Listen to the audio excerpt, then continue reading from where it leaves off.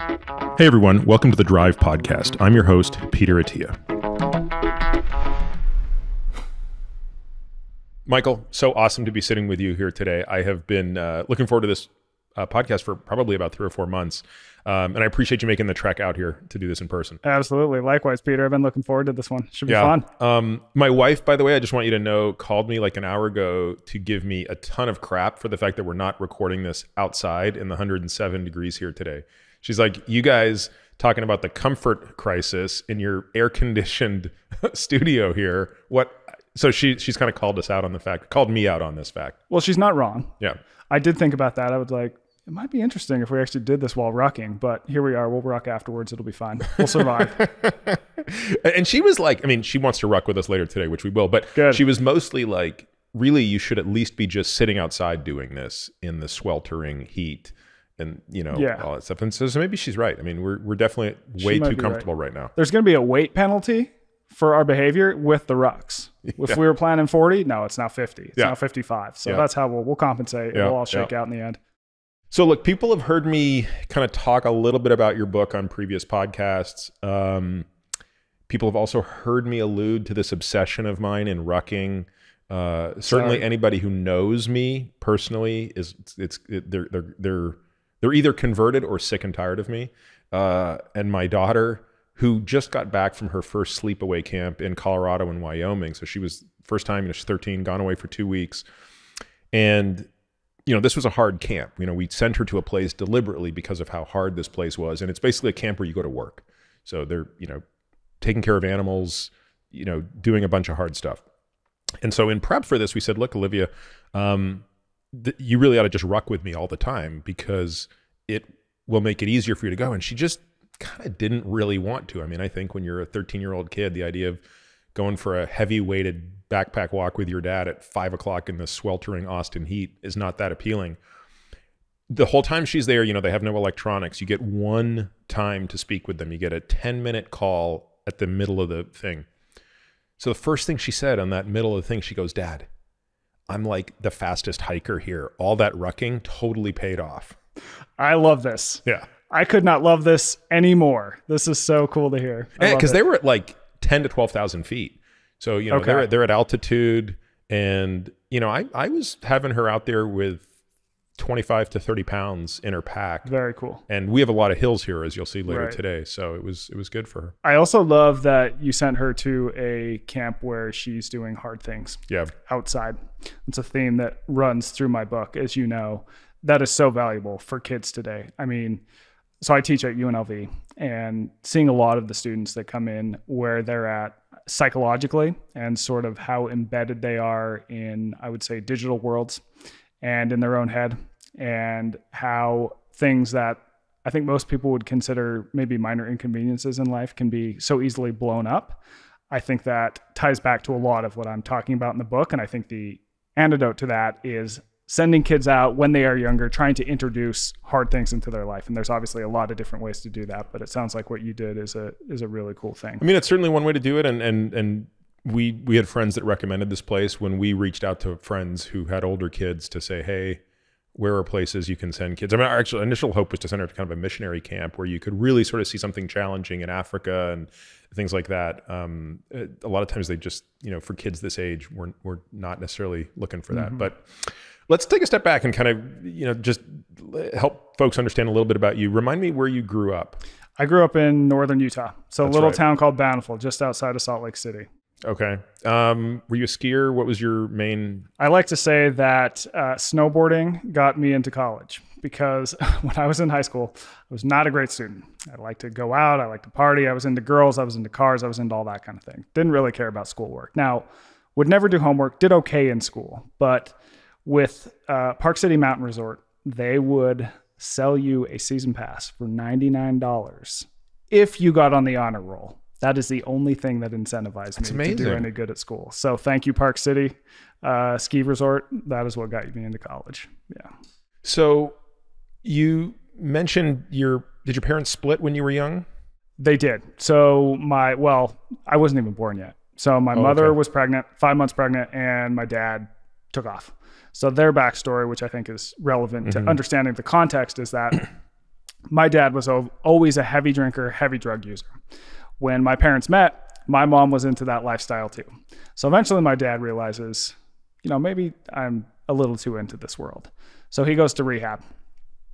Now, as part of his rehab... And sorry, this is after you're born? This is before I'm born. Okay. Yeah, so they were married at the time. They'd been married a few years. So as part of his rehab, they give my mother the book that he is supposed to read in rehab. And they say, you read this so you understand what he's going through. Is it 12-step? It was. Okay. Yep. So she goes, okay. And one night, as she explains it, she goes, so I'm sitting in the tub one night and I'm drinking a gin and tonic, and I get to this line in this book and it says, try to drink and stop. Try it twice. And she goes, oh, yeah, I couldn't do that. So she realizes that she has a problem too. And she manages to get sober. So that's the joke, is my dad went to rehab and my mom got sober.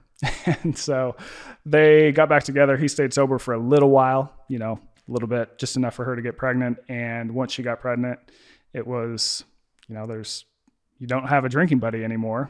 The fun's over. And I think he wasn't quite ready for that. So he took off, and my mom raised me. Always been raised by a single parent. Do you have a relationship with your dad today? I do not. I haven't heard from him for, since I was like 8 or something like that. Yeah. So given, how much of this history of your parents drinking did you know as you got into high school and stuff? I knew my mom didn't drink, and I knew the reason why she didn't drink. Now, she was very respectful of my dad. She wasn't going to give me any sort of details, but I was left to assume that the reason that he was not in my life is because he didn't ever stop drinking. So that was sort of the context around that. So when you get to high school, and most kids are, even though not, sort of legally allowed to drink, but obviously that's when kids are most experimenting with alcohol. Did your mom have any advice for you, or did you have any thoughts about, I'm born from 2 parents who both have probably suffered a little bit from this. I could certainly have a genetic predisposition. Yeah. So when I was a kid, my plan was I'm never going to drink because of that genetic predisposition. And I read books. I was kind of a nerdy kid.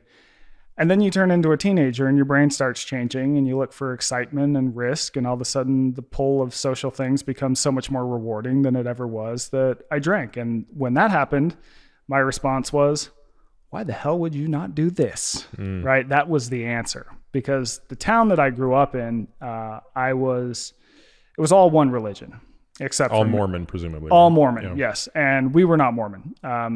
Single parent. So a little bit of an outcast in that sense, didn't have a dad around. And so I think you're kind of trying to figure it out. You're uncomfortable in these situations around people, just generally. And then you have a drink, and all of a sudden that goes away. So it becomes this sort of learned thing where you associate this with good things. All of a sudden I could talk to anyone. I could talk to girls. I could say funnier things. It was a lot more clever, right? So you get all this positive feedback, and why would you not drink, right?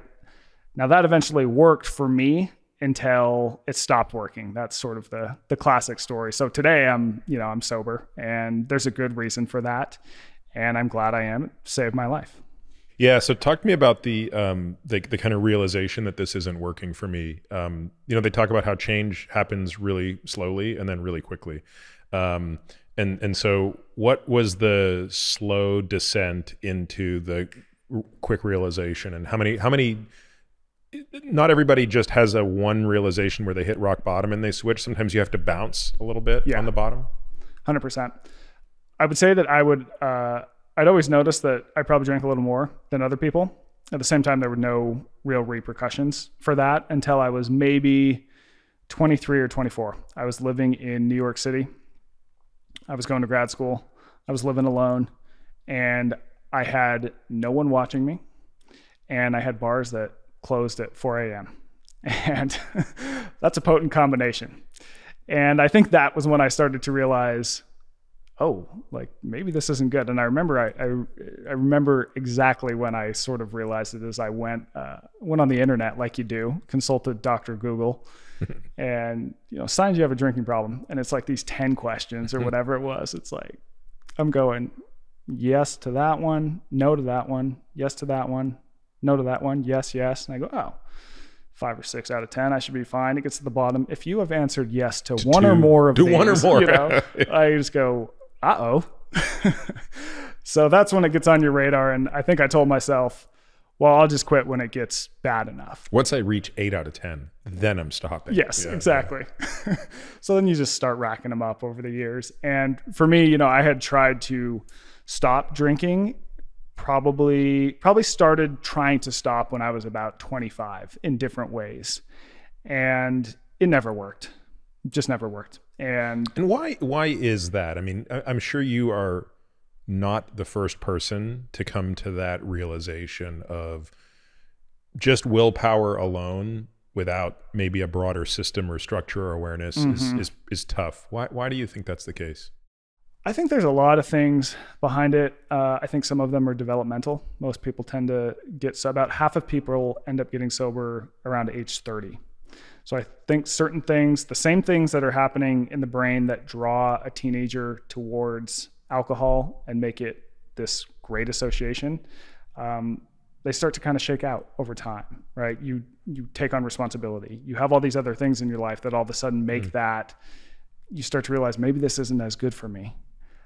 I also think that eventually the balance just tips where the short-term relief just isn't as good as what this long-term thing could be. And I think that coming to that realization takes a long time. Like you said, a lot of bouncing. And for me, it was just one morning I woke up. I was living in Pennsylvania. I was working at a magazine that was based out of there. We had an office in New York, but our editorial office was in Pennsylvania. And I woke up and my house is a mess. I'm a mess. I'd had mornings. And you're how old? I was 28 years old. And I'd had mornings like that before. And for whatever reason, this morning, it was like, you could kind of see where this path was going. And it was very clear to me that if I were to continue this drinking, I was going to die early. Now, whether it was 35, 55, 75, I didn't know. I just knew that it was going to be earlier. And tell me about your relationship with your mom at this point. Does she understand how much you're drinking? No. Okay. So I always hid that from her. We've always been very close. You know, we were always a team. Yeah. And so I kept that away from her. She would travel when I was a kid and in high school. So I would even only drink when she was out of town. She was gone about a third of the year. So even things like behaviors like that, I just didn't want her to know and sort of. And it's interesting when you kind of contemplated getting sober, did it occur to you that your mom could be the most important ally in that, given that she knew what it was like as well? Well, I think that, so the morning where things became more clear to me, she was the first person I called. Mm-hmm. Right. I had told people. So now you're telling her two things, which is I'm getting sober, the implication of which is I'm an alcoholic. Yeah. Which you didn't know that. Yeah. Yeah, exactly. That was a phone call she didn't want to take, but was happy to take. Mm-hmm. Right. And I could also see that. So I could see this one path would lead in an early death probably. And more importantly, it was like, you're going to lose everything in the process. You know, at the time I had a girlfriend who I really loved, and I was starting to realize like, oh, this is a really good person for me. We're now married. What did she think of your drinking? Was she aware of it fully or? Yeah. Yeah. She was like, you got to get a handle on this. She basically put it, you're a really good, cool dude when you're sober, but you start drinking and you're obnoxious. And I was, you know, and I knew it too. But once you get in that cycle, it's like, if you drank like I did, it was, well, if one's good, two's better, three's even better, four's even better, just keep stacking them on, you know? And so once you start drinking, something happens in your brain where all of a sudden just your entire thinking and universe shifts. This is, you know, I have such empathy for someone who's gone through this, but I can't actually relate to it because, you know, we are all wired kind of differently, right? And I don't have that chemistry in my brain. Alcohol doesn't do it for me, which is not to say I don't like to drink. I love certain types of tequila and wine, and there's even one beer I like. But I can never recall like feeling what you're feeling, though intellectually I can understand what you're saying, and I can only imagine how difficult that is because it becomes a reinforcement loop, and those can be very difficult to break. Yeah. The problem is the solution is the problem is the solution. Yeah. Right. So that becomes a challenge. And where was I? Well, basically the other path is that I could see, this is going to be hard. It's going to be very uncomfortable.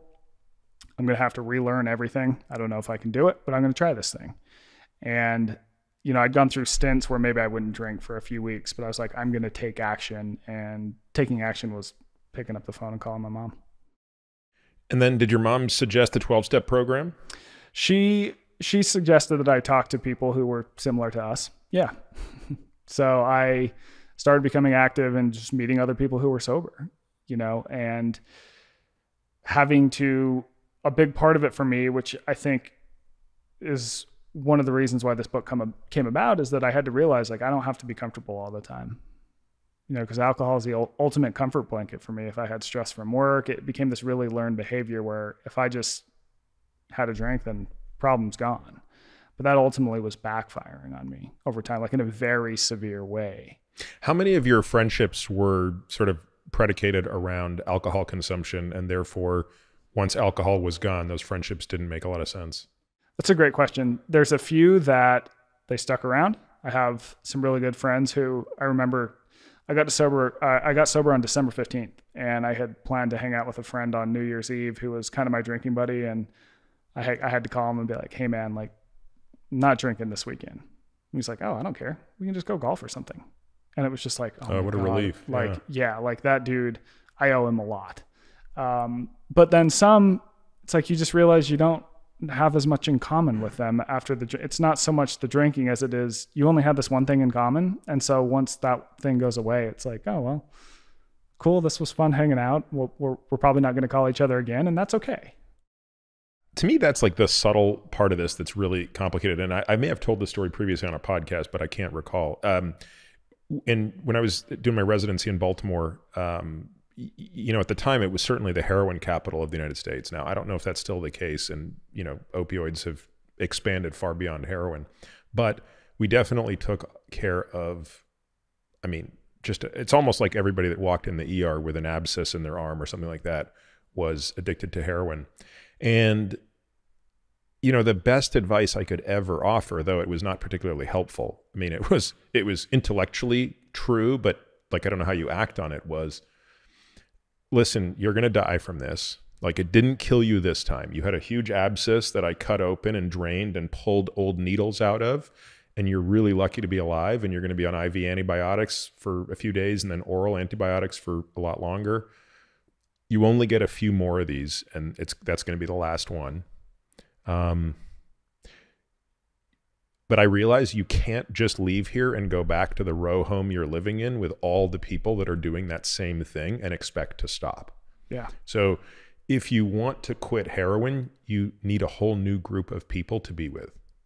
100%. Like that's just such a devastating thing to contemplate when your entire life is centered around this block of Baltimore where everybody is using. And, some doc is saying, look, you this is going to kill you.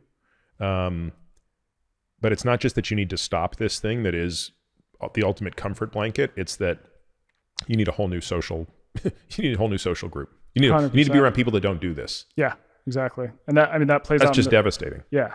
And that plays out in the research. You look at research on alcoholics, and I think there was a group that tracked alcoholics who, at day one of the recovery for a year, and the people who still stuck around their normal friend group, only 15% of them were still sober after a year. I'm amazed it's that high, truthfully. The group that got to totally stopped hanging out with those people, started hanging out with different people, 60% of them were sober after a year. So it seems to me that your wife being sober is I don't know. It doesn't sound like she became sober in the sense that she was, but the fact that your wife was not a big drinker is probably the single biggest factor in your life, I'm guessing. Super helpful. Yeah. Very helpful. I know it's definitely harder for people who have a significant other who's continuing to drink heavily. Yeah. A lot harder because you're around that all the time.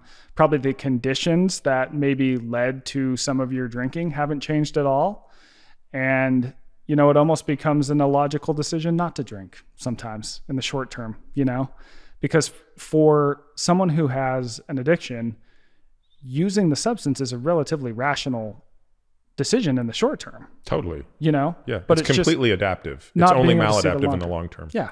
So, you know, how did you think about that issue, which was, okay, I have this adaptation that serves me well in the short term, not serving me in the long term. But what's the adaptation for? You know, how much of this is related to your abandonment as a child by your father? And did, you know, because one could say that that's the potential root of this, coupled with the genetic predisposition, right? So you have these, which is kind of the way things work in life, right? You have sort of an environmental and a, genetic component to something. Did you at the time think, I should also probably figure out like how much of this is driven by that feeling or that vacancy? I would say early on, you're just trying to figure it out day to day. You're just trying to not drink. You're just trying to make the next right decision. I think you start to unpeel that onion over time, and it's something that takes a long time, you know, and everyone has their own onion, whatever it is that needs that unpeeling. And just like with a real onion, sometimes you cry during it, but it's the right thing to do. Yeah. So the magazine you're working at that time, what are the kind of stuff you're writing about? So I was mainly in fitness and nutrition and performance. I did some mental health stuff. So all kinds of different articles. I was running basically all the fitness coverage for Men's Health is what the magazine was. Which is how we met originally, wasn't it? I think it was. I feel like you interviewed me a couple of years ago on something that was related, like a men's health piece. I don't remember what it was about, but I think Bill Gifford introduced us, right? Yeah, I think it was him because his background is with Men's Health, right? Yep. So Bill introduced us, and I worked there for 6 or 7 years, and that's where I was working at the time. So where did you get this idea that we are in a crisis of comfort? A few things happen. So one is that working at that magazine, I noticed that every single thing that I was writing about, because I mainly am working on lifestyle, health, performance, fitness, nutrition, that kind of stuff, mental health. I noticed that anything that I'm writing about, you have to go through short-term discomfort in order to improve. If you want to get fit, you're going to have to exercise harder than you are now if you're not. If you want to lose weight, you're probably going to be hungry at some point.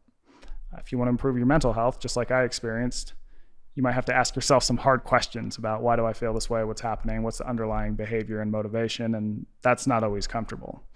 So I make that observation. Then I get sober, which is the ultimate, that was really, really hard. And what year was this? December of? 2014. Okay. Yeah, 2014. That was exceedingly hard. But after things sort of started to settle, after you're done with the white knuckling. How long is the white knuckling? For me, I would say there were times, it was probably shorter than for some people because I think I was just done psychologically. Like it was sort of like, okay. But part of the white knuckling, I'm sure, is also just the physiology, right? I mean, you're really giving up something that. Yeah. So you're having to relearn all these behaviors, which is really tough, and figure out how to deal with things. But soon, like literally everything in my life got better. Everything you could measure got better. Your performance got better at work. Your writing got better. My writing got better. My finances got better. I lost weight. All these things. But more importantly, I would say internally is where the change really was. I mean, I was just like, wow, like things have changed. Let's keep this energy going. And I got that from being willing to sort of step into the fire, to enter the cave that was the one that I feared, right? So that sets the stage for this idea that, okay, going through discomfort often leads to something really good in the long term. It's a necessary buy-in for change. And I kind of start thinking about this idea of comfort and make some observations like, well, wow, you know, life is pretty comfortable in a lot of different ways now. And then what sort of really brought the idea that would ultimately become the book together is I do this backcountry hunt with Donnie Vincent, who's this backcountry bow hunter, filmmaker. And I profiled him for Men's Health magazine. So we go on this elk hunt. He was up there for maybe 2 weeks. We were in Nevada, up in the mountains. And I was only with him for maybe 5 days or something like that. But, you know, it's a backpack hunt. So. And what led you to want to do the profile on Donnie? I came across a YouTube video of his, and it's called Who We Are. And I think that I had always been interested in the outdoors somewhat. I'd kind of been interested in hunting, and I think part of that goes back to maybe my father. So his profession is a hunting and fishing guide. So I just kind of had this interest in it, you know? It's like a thing that was on my radar because of that.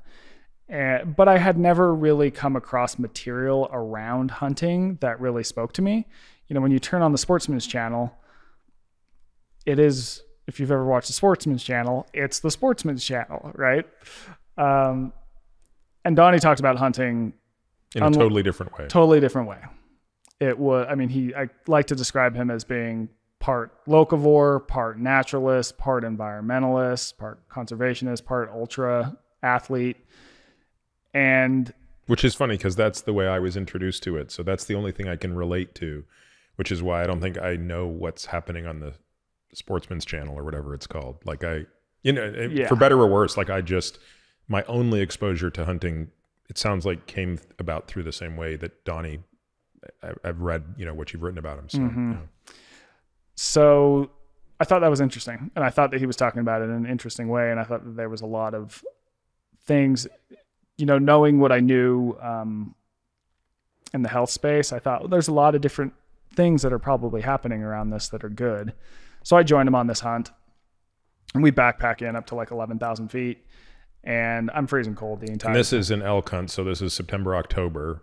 Yep. September. And I'd come from Vegas where it was 100 something, and we get up to these super high peaks, and it's freezing cold at night. And I didn't pack well enough. Let's just say that. I'm sleeping in the dirt, starving the entire time because you're on public land. We're on public land. Yep. We're only packing in so much food because you don't want to carry that around. Getting water requires that we hike down to this stream, hoof it up. Sitting in the afternoon, sort of glassing, is very boring. Yeah, because most people don't understand that you really only can shoot the elk at dawn and dusk. Yeah. The rest of the day, you're just doing recon. I had no idea. Had I known that, I might have brought up a crossword puzzle. But instead, I'm just sitting there going, you know, looking around. And it's like, oh, all of a sudden I'm bored again. On and on.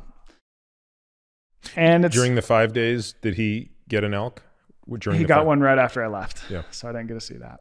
But also the underlying sense is we got really close to one. It was just a little too young for him.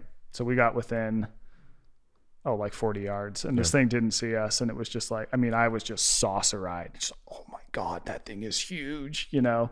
They're a magnificent creature. It was unbelievable to see it that close and in the wild. And what ended up happening is we got in really close, and a coyote came in because he's waiting for Don. Like, he understands, oh, this guy's going to kill it, and I'm going to have dinner too.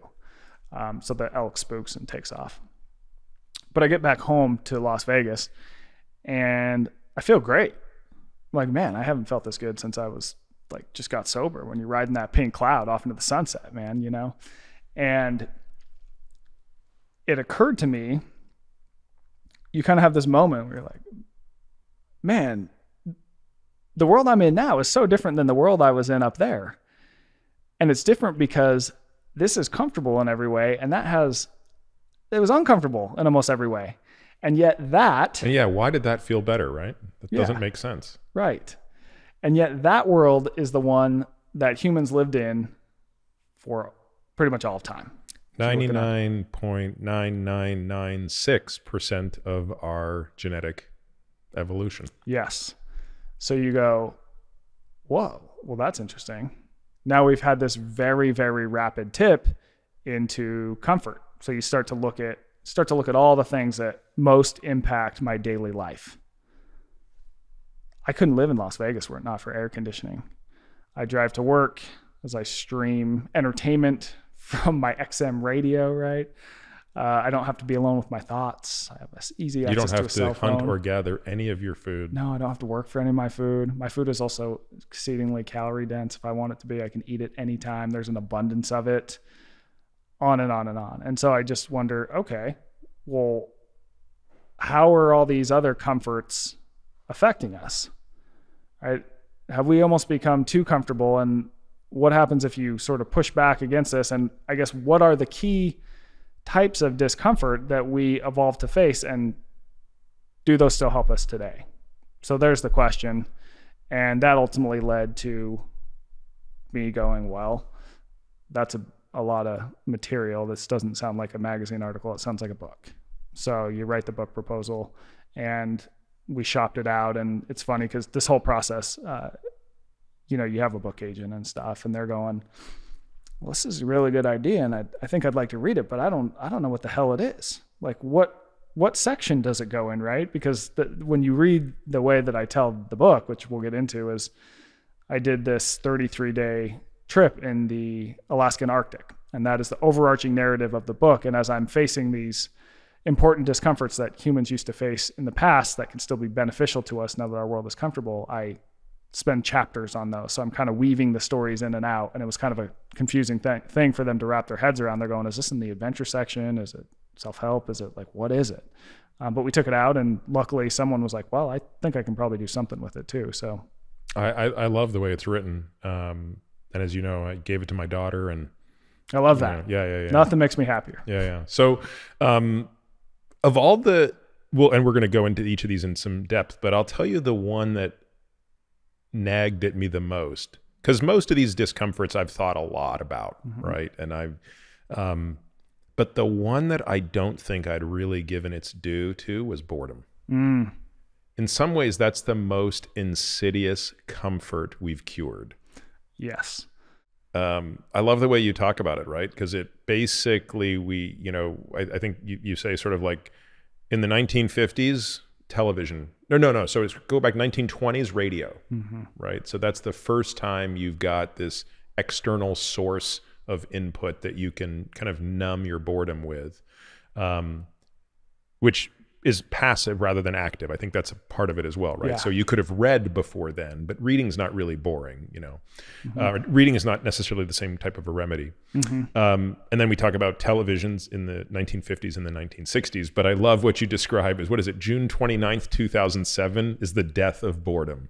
Yes, the advent of the iPhone. And I think that shift, so if you sort of back up and look at how much time people spend engaged with digital media today, when I wrote the book, the average was 11 hours and 6 minutes. It's now past 12 hours. Yeah. So I had my team look at this because I'm like, this can't be right. Like I said, first of all, that must include working at the computer, right? Does it?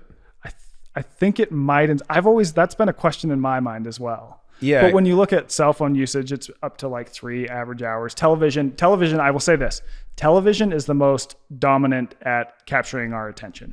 And how much of that is the TV is on while I'm cooking, but I'm not watching it? Because when I go through these numbers, there's one of two possibilities. One is I am so out of touch with how the world lives, or it's capturing things that aren't direct, right? Like, because I've looked at these data where it's like 12 hours, and yeah, TV's the biggest chunk, and smartphone and computer and stuff like that. And I'm thinking, like, if I could watch 6 hours of TV in a week, that would be a big week of TV.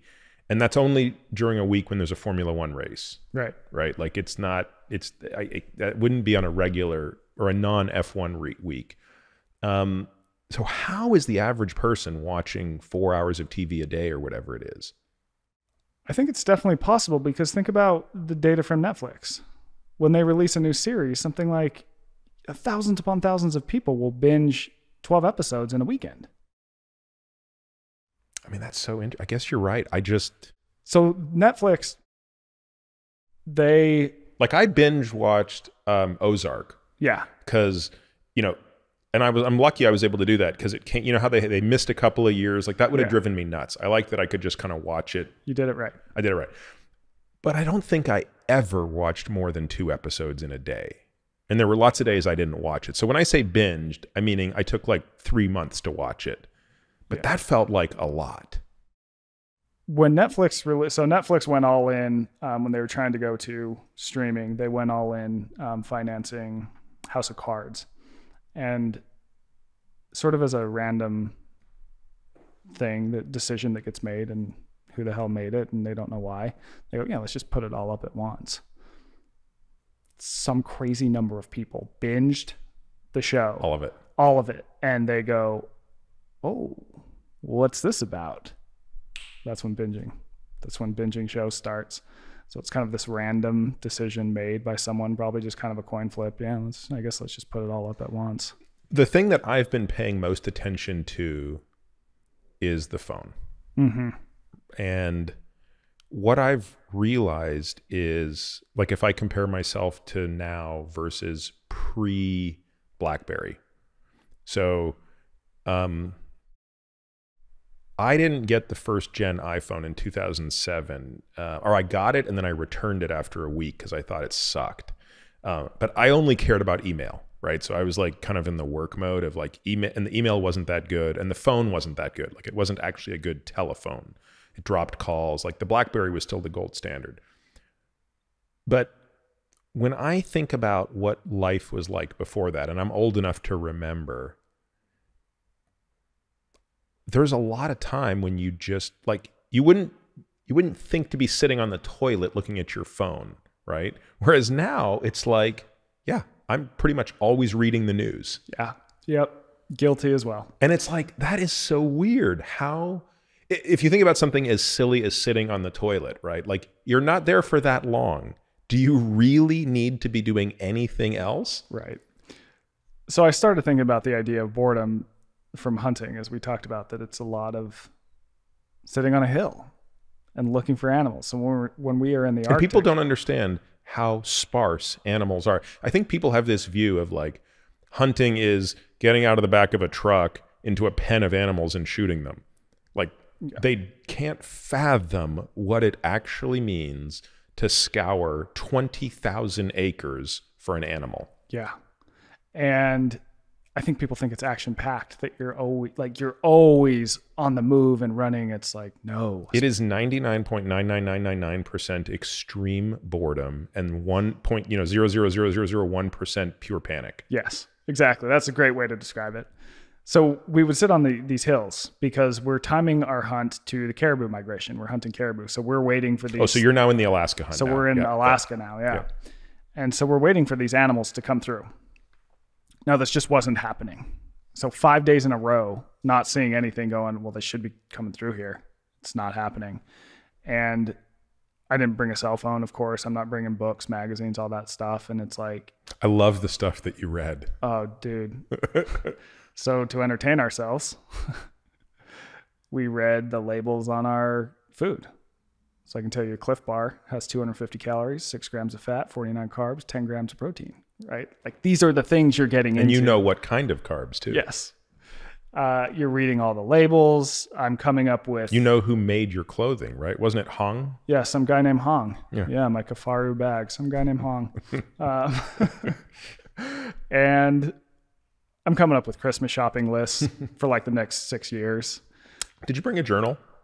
I brought one of the Write in the Rain notebooks that I bring on any journalistic assignment. Yeah. So that also led to, okay, well, you know, each thing becomes boring eventually. Cliff Bar reading becomes boring. Learning about Hong becomes boring. So then I go, okay, well, I'll come up with some ideas for the magazines I write for. I come up with like 17 different ideas, and they're all like very good. I start writing some of the book. So this leads me to sort of a point about boredom, which is that boredom is an evolutionary discomfort that basically tells us whatever you're doing with your time, the return on your time invested has worn thin.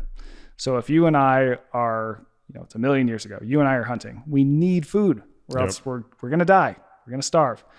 If we're hunting and no animals are coming through, boredom is going to kick on and it's going to tell us, go do something else. And then we might go pick potatoes or pick berries, whatever it might be, right? So boredom tells us do something. And in the past, that something, it used to be productive. It used to often move our lives forward in a way.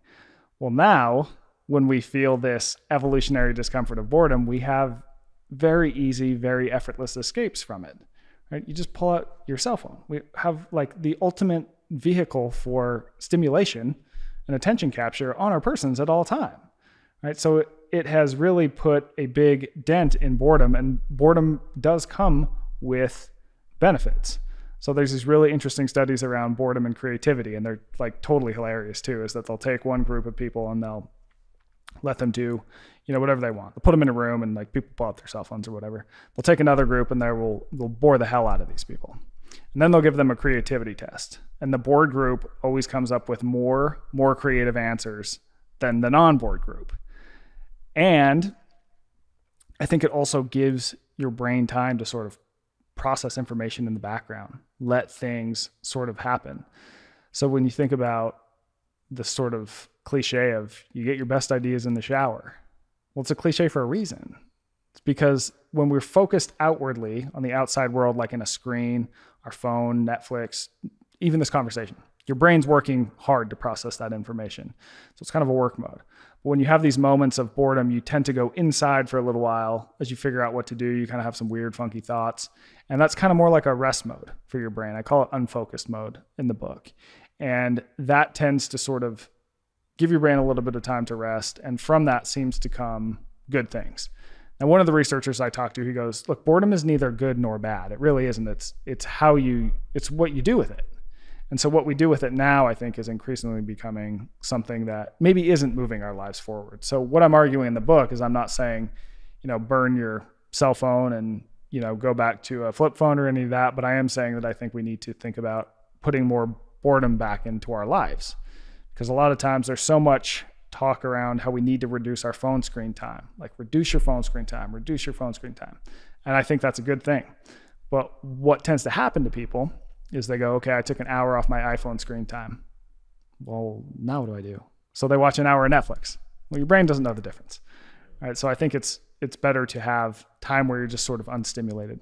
So something that I'll do in my own life is just go for a walk every day, at least 20 minutes, and just don't take your phone and just kind of let your mind do what it needs to do. That also gets you out into nature, which has its own benefits I'm sure we'll get into. And well, that's we're going to talk about rucking a lot, and so this will be the one of many. But something that I really, and I always talk about this with my friends when I'm getting them into it. It's like, oh, and by the way, you don't bring your phone. You're not listening to a podcast, and you're not listening to music.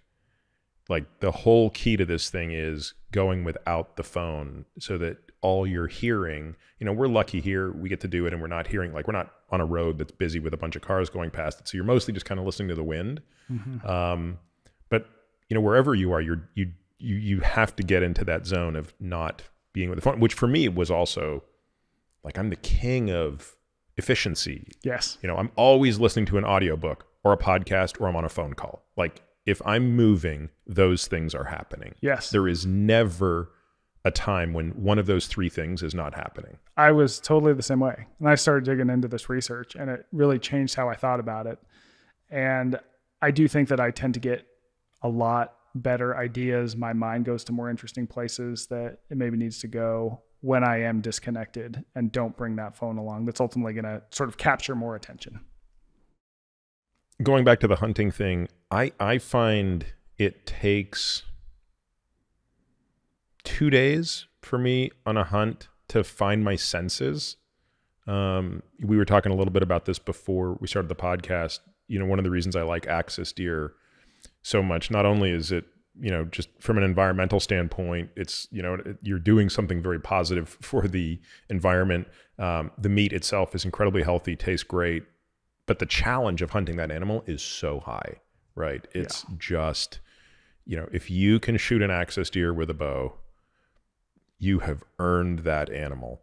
And the reason for that is they have really good senses, like their sense of hearing, their sense of smell. It's insane. And so if you try to go and hunt them in a clumsy way where your senses aren't heightened, it's a joke. It's like they're toying with you, right? Like they'll smell you a mile away. They'll see you a mile away. They'll hear you a mile away. You're not going to get within their zip code. You can only get up on them if you become as attuned to the wind, as attuned visually to what's going on, as attuned to every sound you're making. And again, I'm sure a guy like Donnie can get in that zone in 1 second. I need like a day or two. And again, you don't have your phone with you. You know, you're not listening. You don't have earbuds in as you're making this move. And I remember each, you know, on almost every hunt I've been on, I remember kind of what that transition feels like. And getting there is hard. Yeah. Like it is boring as hell. It's totally boring. But you have to kind of go through that for your senses to wake up, at least for me. Yeah. I mean, I think two things.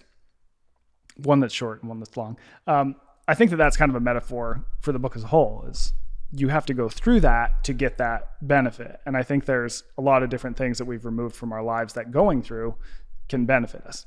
The second thing is that what you're saying, it totally jives with not only my experience, but there's this concept called the 3-day effect. And it basically shows that after 3 days in nature, a lot of good things tend to happen to people. So in the modern world, your brain tends to ride what are called beta waves, frenetic, sort of go, associated with sort of stress, burnout, and this sort of thing. After your 3rd day in nature, brain tends to start to ride what are called alpha waves. And these are found in experienced meditators. They're like calm, more focused, more aware. And you just feel like I'm sure you felt it when you're out there. When you first get into nature, you're kind of, to your point, you're like, what's going on? You don't really feel in tune. You're worried, like, did I put the garage down? Does my daughter have a ride to school? That sort of thing. Once you get to day 3, it's like focused, centered, like you just feel like a Zen monk or something, right? And I think there's a good reason for that. There's a lot of things that are happening. And this is one reason why some researchers are thinking of extended time in nature as a way to help people with PTSD, specifically veterans, because the benefits don't seem to wash off immediately. So this idea of the 3-day effect, it's at the top of this concept that I write about in the book called the nature pyramid. And it basically prescribes different amounts of time you should spend in different types of nature. So this idea of 3 days in sort of more backcountry removed nature is at the pinnacle of this. And it basically says we should try and hit that at least once a year. Mm-hmm. You know, I never really thought of it that way, but that's, you know, as you know, if you go on a hunting trip, that's another thing people don't understand. Like, if you're going out there to try to, you know, kill an elk or a deer, like, it's going to take you a week. Mm-hmm. And like my first elk hunt, 7 days later, I didn't have an elk. Yeah. Like, that's not uncommon. Yeah, not uncommon at all. And I think the success, I don't know what the success rate is. It's maybe like 20%, I would say, for the average person. You know, it depends, obviously, but in public land, it's really got to be pretty low. Yeah. You know, you have to be an exceptional hunter to get an elk on public land. Yeah. And I think another thing that people sometimes don't realize about hunting is that you're not hanging out on a trail going on the trotted ground. Like, you are embedded in the wilderness. You are bushwhacking the entire time. You can be completely off the grid. Like, you are in it. And I think that that's what makes hunting compelling to me, is that rather than becoming sort of a observer of nature, you become a participant in it. And I wasn't sure how I would feel about that, to be honest. So the first time I ever hunted big game was for this book. And I definitely had my reservations. But Donnie told me, you know, I think you'd understand why we go out there and do this thing if you were to actually hunt. And so I trusted him on that. And I can see the appeal. Yeah, it's funny. My daughter, again, brought this up when she got back. I've taken my daughter on one hunt with me when she was 10 or 11.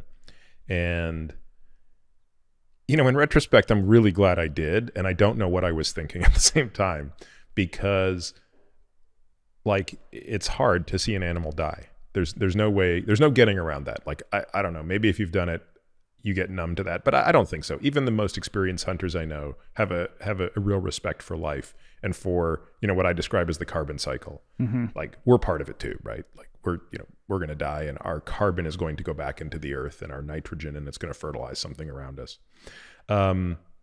So, and of course, the one axis deer she sees me shoot, it's a disaster, because I forgot my front stabilizer. So we're booking it in at 4 a.m, mm-hmm. right? Because you've got to be in position to try to see deer by like 5:30 to mm-hmm. get a shot by 5:45 or whatever. And I stupidly like just took the front stabilizer off my bow the night before, something I would never do. And I forgot to put it back on. And we're an hour in and I realize I don't have it. And I don't have a choice. If we go back, we're done for that morning. So I'm like, I'm going to be shooting this thing without a front stabilizer. I've never done that before. It's doable, but I've never done it before.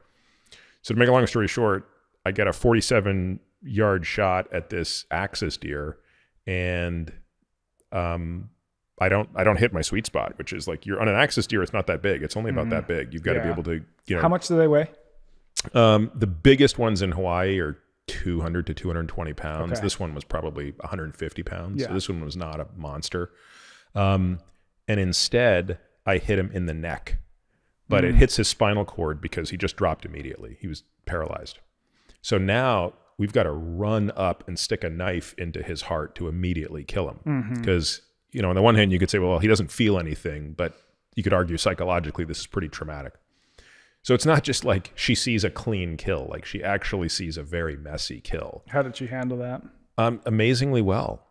She got a little nauseous when because every time I shoot an animal, I also want to take its insides apart. And so you're taking the meat off is one thing, but I like to see the organs because I do think it really helps me to understand the anatomy well. And I really like to see every detail of their anatomy over and over and over again. Plus we also eat the heart and some of the organs as well. So I think when we got into me taking out the heart and doing all that stuff, she was like, I'm going to stand back here for a minute. But otherwise she did great. And then of course, what did we do? Like we took that deer back to our hotel because we were staying on another part of Maui and ate it and like shared it with everyone who worked at the hotel. Cool. So cool. We befriended the chef, and these are all people local to Hawaii who know about what axis deer do to their community, how they destroy their farms and stuff like that.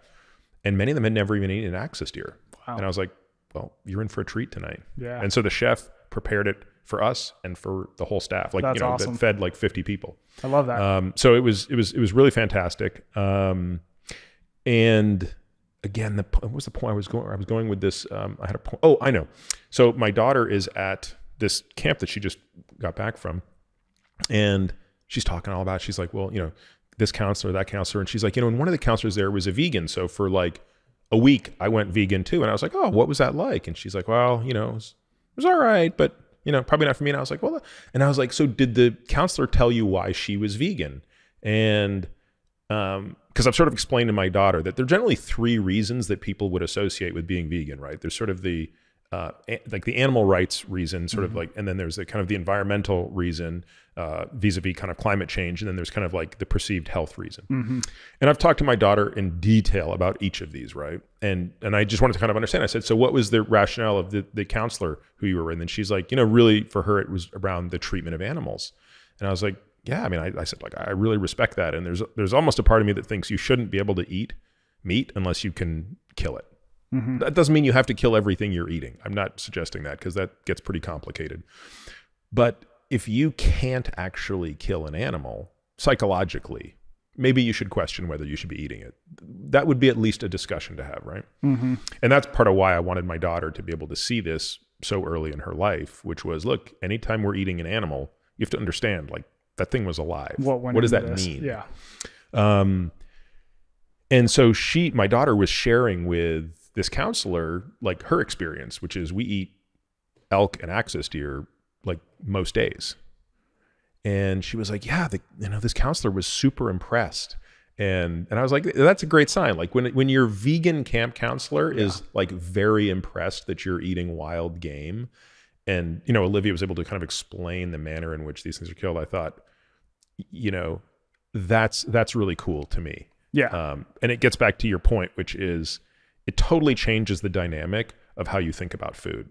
100%. And it also makes you realize how easy is it to be able to use a sophisticated weapon like this and think about what our ancestors had to do. Think about what we were doing just 1,000 years ago. Yes. Like, I don't know if you can see it, but right over there, we won't be able to show it on screen. You see that bow on the wall? Oh, yeah. Yeah. So that, a good friend of mine, Darren Aronofsky, was doing some filming for a documentary he was producing. And I think these are some hunters in Papua New Guinea. And that's what they hunt with. Like that is their, so he actually brought me back one of their actual bows and their actual arrows. And, you know, out to 10 or 20 yards, they'll kill an animal with that. Yeah. I was just in the Bolivian Amazon with the Chamane tribe, and that's what they hunt with. They do a lot of fishing. I'm like, okay, so how do you know, kill tapir, tapir, I don't know how you pronounce it, some sort of Amazonian and they're just deer. Standing there and throwing like spears at them, aren't they? Yeah, and they've got bows like that. It's like, oh my God. And here so we you are. realize, like, whatever I will ever do, or you will ever do, or Donnie will ever do, it's still an enormous step forward in technology to be able to use a bow, an actual compound bow or something like that. 100%. And it, you know, it's fascinating because when I kind of had my hesitations. And was your hesitation around the act of taking a life? I think that's ultimately what it was. Mm-hmm. Now, I told myself it was because, well, you're a journalist and journalists don't get involved in the story. So you're just there to cover it. And I think that was kind of a mental workaround for me to not have to, you know, I wasn't sure how I felt about it. But I don't know. I mean, that seems like a reasonable point of view as well. Do you not think that, I could see that argument? I can see the argument. But I think ultimately it was just but it's a different experience. It's a different experience. I don't think one's better than the other. I just think, like, you could have been there watching Donnie do it. Yeah. And what was the other guy's name? William, right? William. Yeah. Alternatively, by doing it, now you're writing about your experience. I think that I'm glad I trusted Donnie. Let's just say that. I think that the book ended up better. I think specifically the section where I talk about death is a lot richer because of that. I mean, I feel like it is internally. The experience of actually hunting the animal is, you know, I told him, even when I said okay to Donnie, I was like, I don't have to do it. You know, I don't have to pull the trigger. Yep. And he kind of told me that too. He's like, just plan on it, but you don't have to. Yeah. And he wasn't pushing me either direction. But, you know, you buy a tag, which in Alaska, you can buy a caribou tag over the counter. You go all the way out there, carrying the rifle around for a couple weeks. And we finally get in a position where we're on this hill and there's a herd on the other side of this valley on a hill. And, you know, Donnie says, you know, if they keep eating their way down this hill, they're going to probably come over this knoll. So if we can get on the other side of the knoll, we're going to be in a good position. So when that happens, we're on the move, right? We're kind of up and over the knoll.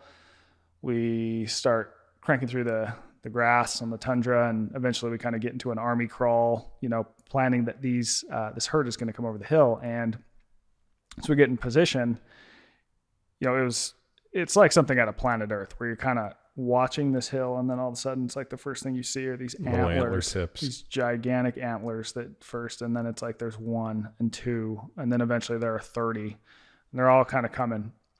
And we're looking at them because we're only wanting to shoot something that's old. Yeah. And we had, you know, from the spotting scope, we had thought, okay, there's probably 2 older ones in there, but, you know, you want to be sure because we're super far away when we made that call. How far were you when you guys made the first spot? It was pretty far. I mean, maybe a mile. Mm-hmm. I mean, it's a big valley. And we eventually see in this herd that there's this really old bull that's limping. And so still at that moment, I'm going, I got the rifle, I'm in position, I don't have to pull the trigger. But when we saw that limping bull, it was like, okay, it felt right. And it was a tough process to get the shot off because they're going in and out of the herd and you want a clean shot. And, you know, Donnie at one point, because they were maybe within 150 yards of us, was going to be the closest point, and I couldn't get him in the scope, and they kind of kept going, and Donnie kind of looked at me and goes, look, if you don't want to take the shot, don't take the shot. But if you're going to take the shot, you got to do it right. And this is when you got to do it. You got to do it soon. And right after that, it's like the herd sort of parted. It was right there. Just perfect shot. Pulled the trigger. Pulled it again. The herd ran. Bull fell. And my initial reaction was, oh my God, like, what have you done? It was immediate regret, to be honest, and sadness. Yeah. And we come up on the animal, and that didn't help things. And what was really interesting, though, is that I had a lot of emotions around that. And remind me what day of the hunt this was. This was probably a couple weeks in. Yeah. So we start breaking it down. And all of a sudden that shifts the relationship there, because you kind of go, well, wait a minute. That's meat. You know, Donnie's like, yeah. That's why we're doing this. That's why we're doing this. But you don't really understand that until you experience it. And then it kind of occurs to me, dude, you eat meat all the time. And you've never questioned it. Never questioned it. You've never felt one iota of emotion. And here you are now with this, like, a mess. And not only that, this animal that you just shot died more humanely and suffered less than anything you've ever eaten to date in your life. 100%. Lived out. It's not even a comparison. Yeah. Lived a beautiful, traumatic life in nature, which is what it is. Let's not romanticize nature. Mm-hmm. But wasn't in a corral, wasn't force-fed antibiotics. And, you know, one of the things that I really love about this project we're doing in Hawaii is, and we've only, I never appreciated this until I met Jake Muse, was the stress that an animal is in the final hours of its life impacts the food quality. Mm-hmm. And even if you're eating the most she grass-fed organic cow, make no mistake about it, the final hour or two of that animal's life is very stressful as it goes through the process. Yeah. And I believe it. And it's totally different when an animal gets, you know, a bullet through it and dies within, you know, again, and we're trying to make sure it's an instant death for that meat process. Yeah. There's no cortisol surging through it. There's no lactic acid surging through it. So yeah, what you did is actually about the most humane thing you could have offered that animal. Yeah. Relative to anything you've eaten, but also given to what its natural history is. Like, that's the other thing people have to understand. Like, these old animals don't go to old animal folks' homes. No, they don't have graceful exits either. No. He's gonna get killed by another animal. wolves. Yep. He's gonna drown crossing rivers, because when they make this migration, they have to do a bunch of river crossings. He's gonna freeze to death. They have a harder time getting food as they age. So he's gonna starve to death. Or he's gonna be killed by another caribou. Yeah. Yeah. So it was really just a deep appreciation set in after that, and sort of gratitude, where you go, you're very thankful for that meat, but also the fact that all meat, you know, I wish that our meat system had some changes to it, but you become grateful for all the other meat that we have, because you're like, wow, like, look at the buy-in that goes into this. You see that it is a life, you know? And so I think it made me realize you kind of have this like very intense realization that for one life to go on, another has to die, to your point about the carbon cycle. And then the next step is, well, wait a minute, I'm not left out of that, am I? Right? Yep. And so this eventually gets me thinking about death in general, and how, you know, I'm going to die, you're going to die, we're all going to die. And if you think about that, like, if you think about right now, we're just sitting here having a moment. Very soon in the near future, you're going to be having a moment, and then all of a sudden there won't be a moment anymore. That is an uncomfortable thought, right? So I start thinking about that, and this idea of, you know, death is the most uncomfortable thing that we can think about, really. When you do it right, you will ball up like a child. But when I started practicing that, I found that it improved my life, because it improved my behavior, changed my behavior. When you realize you're going to die, all of a sudden you don't pop off in traffic because someone cut you off. You start to make decisions about work and what you're going to do with your time that are better. It improves your interactions with other people, everyone from my wife to the lady at the 7-Eleven. And the thing is that in the US, we don't think about death. We sort of want to ignore it if you look at our structures.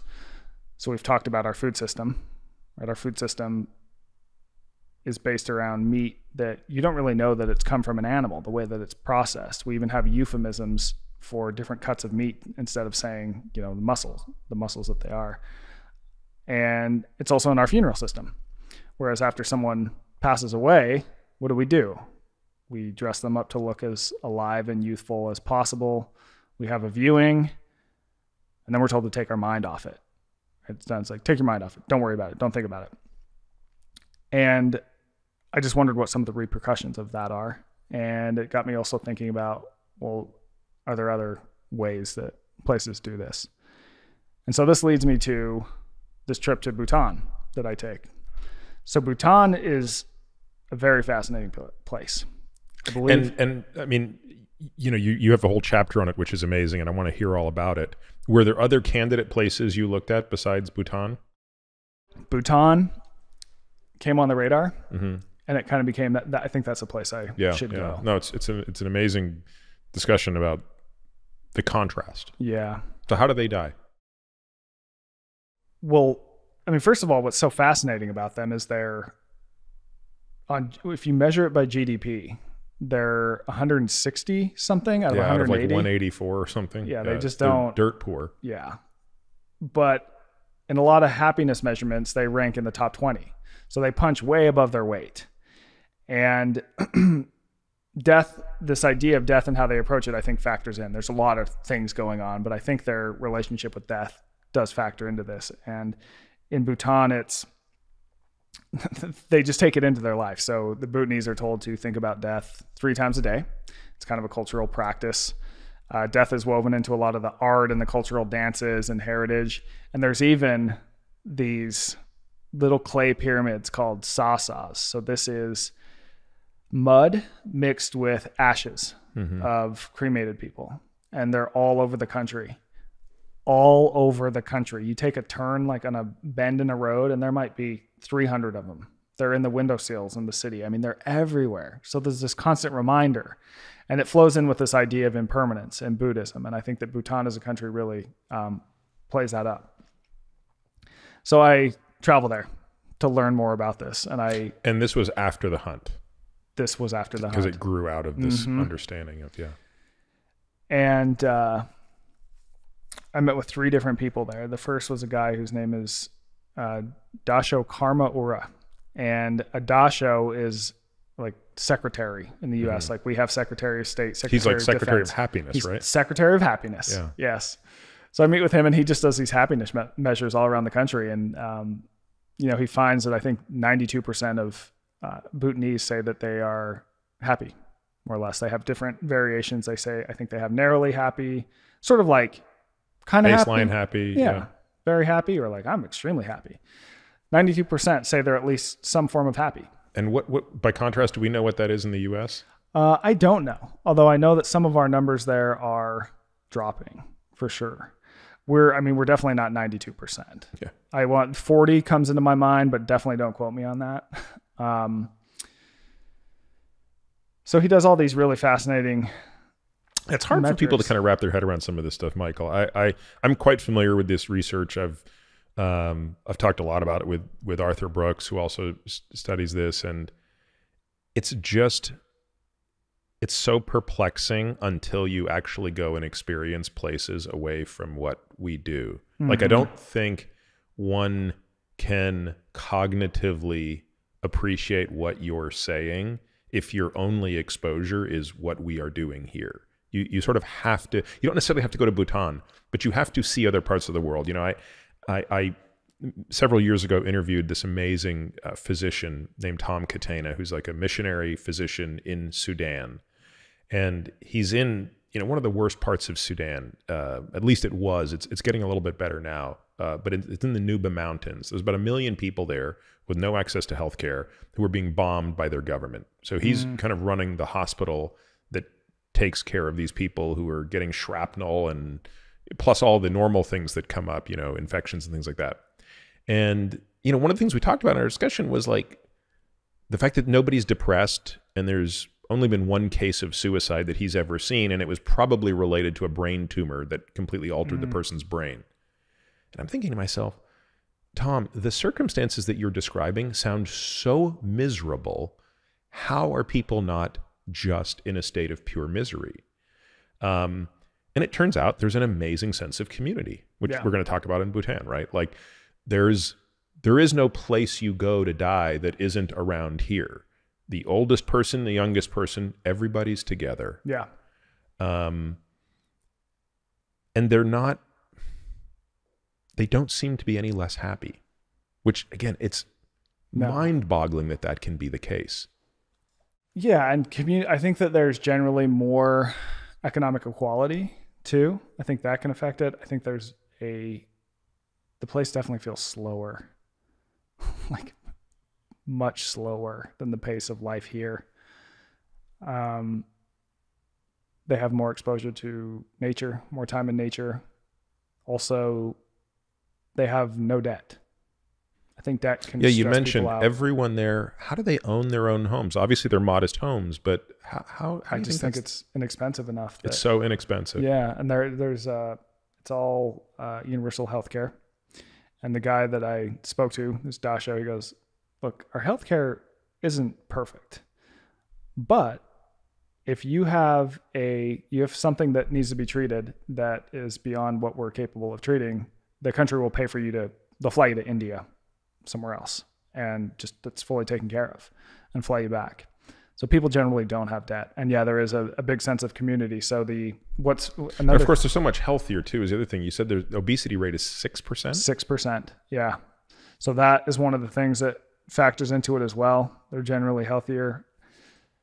The entire country does not have a stoplight. Like, what? Right? There's no McDonald's or Starbucks or Burger King. I'm not saying those things are bad, but I think what they've tried to do is really change the influence of, or prevent the influence of other places from coming in, and sort of let Bhutan kind of figure itself out without other places intervening. I don't know if intervening is the right way, influencing that. And so that seems to factor into it as well. I think most people, I think the whole country is maybe 3 million people. Wow. 600,000 live in Thimphu, which is the capital. And then most other people live sort of in the countryside and mountainsides in small communities of maybe 200 people. The stress thing is an interesting one. As I mentioned, we just kind of got back from Italy, and the thing that I spent the most time thinking about while we were there is, why is their life expectancy 4 or 5 years greater than ours, despite the fact that they smoke nonstop? Yeah. Because this is the part I couldn't wrap my head around. And again, it's like, I've been to Europe many times. I've been to Italy once before. So it's not like this was the first time I was seeing it. It was just the first time I really, really thought about it. I was like smoking is the national pastime here. And by the way, it didn't bug me, which is weird. Like in the United States, when I smell cigarette smoke, it's like I have an allergic reaction. I hate it so much.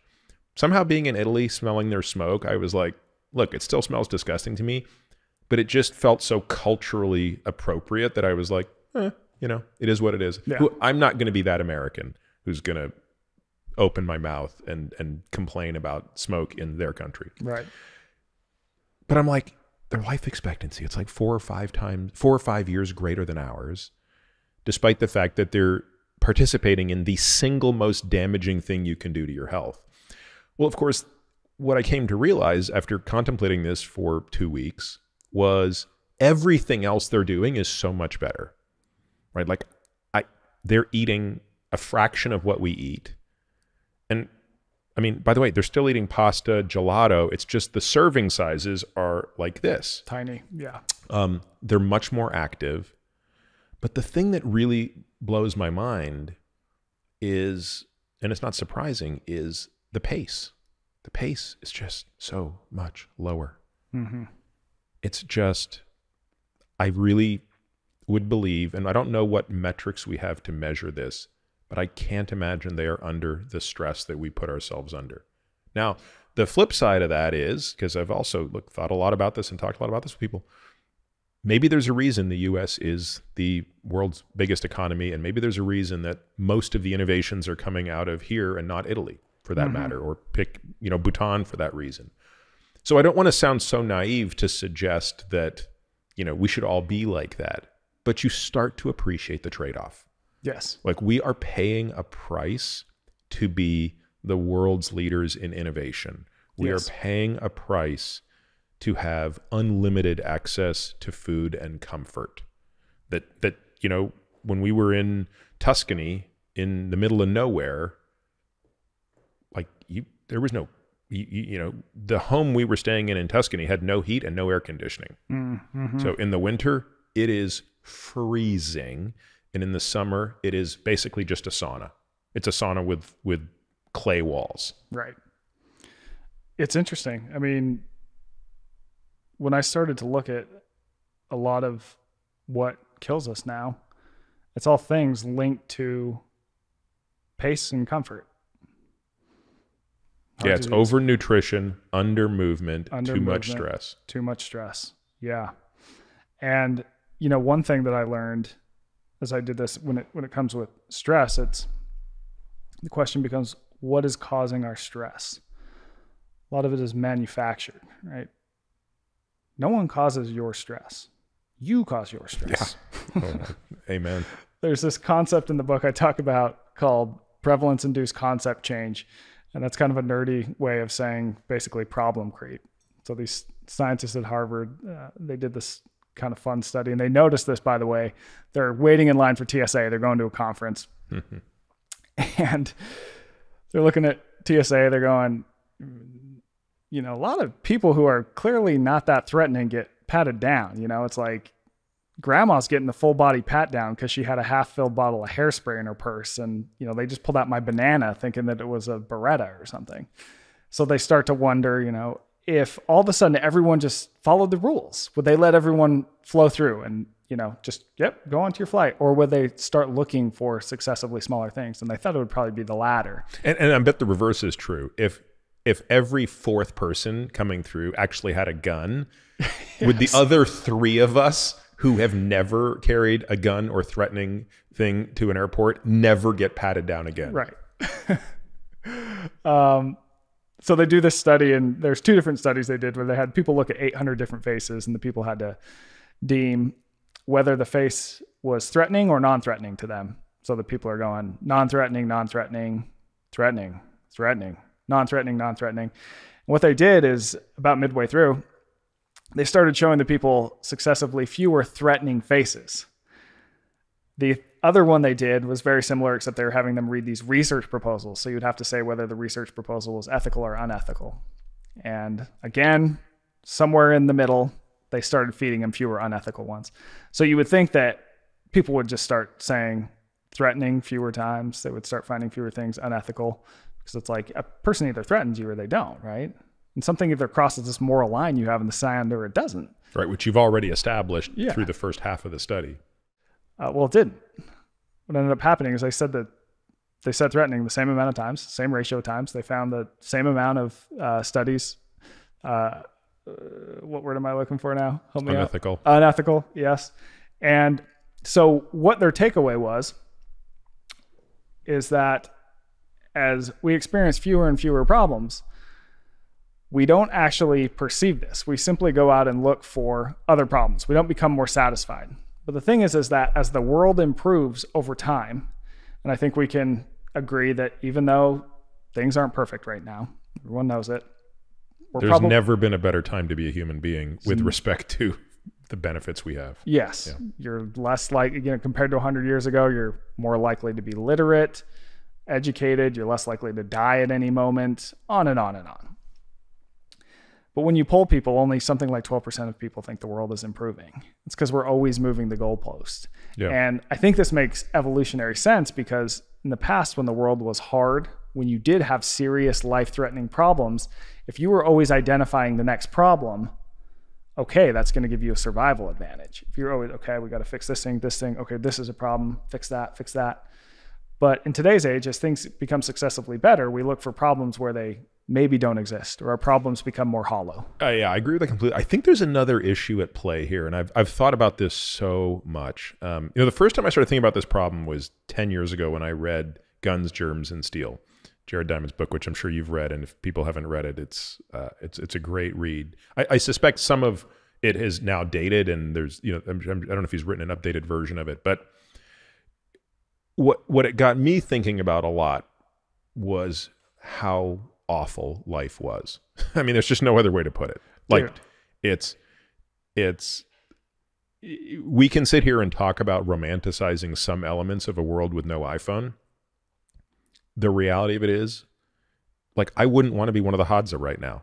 No. Even if you look at the Hadza today, which are one of the last tribes of hunter-gatherers, so that's like kind of one of our final windows into what people were doing 10,000 years ago.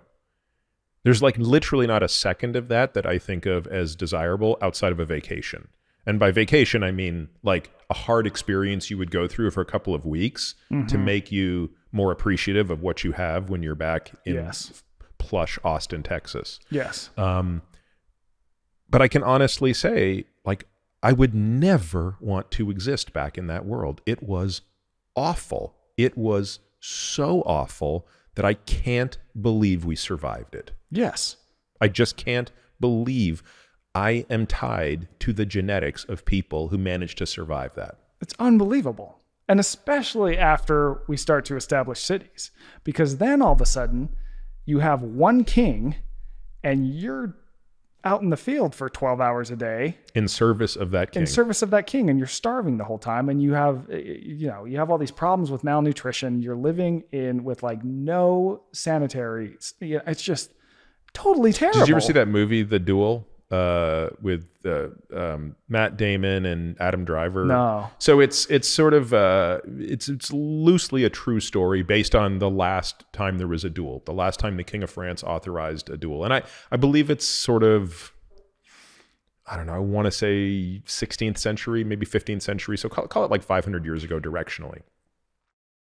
Really good movie. I really quite liked it, but again, I'm like looking at the movie through a different lens, which I'm always doing when I'm watching movies. And the lens I'm looking at it through is, this is a movie about the most privileged people in France. Like the kings, the knights, the most privileged. And at the time, France and England were the most privileged in the world. So you're looking at the most privileged people in a society that is the most privileged society on the planet. And this is only 500 years ago, which might sound like a long time, but when we start talking about what 1159:33 means, people will understand how not long that is. And I'm thinking, I would rather be homeless today than the King of France 500 years ago.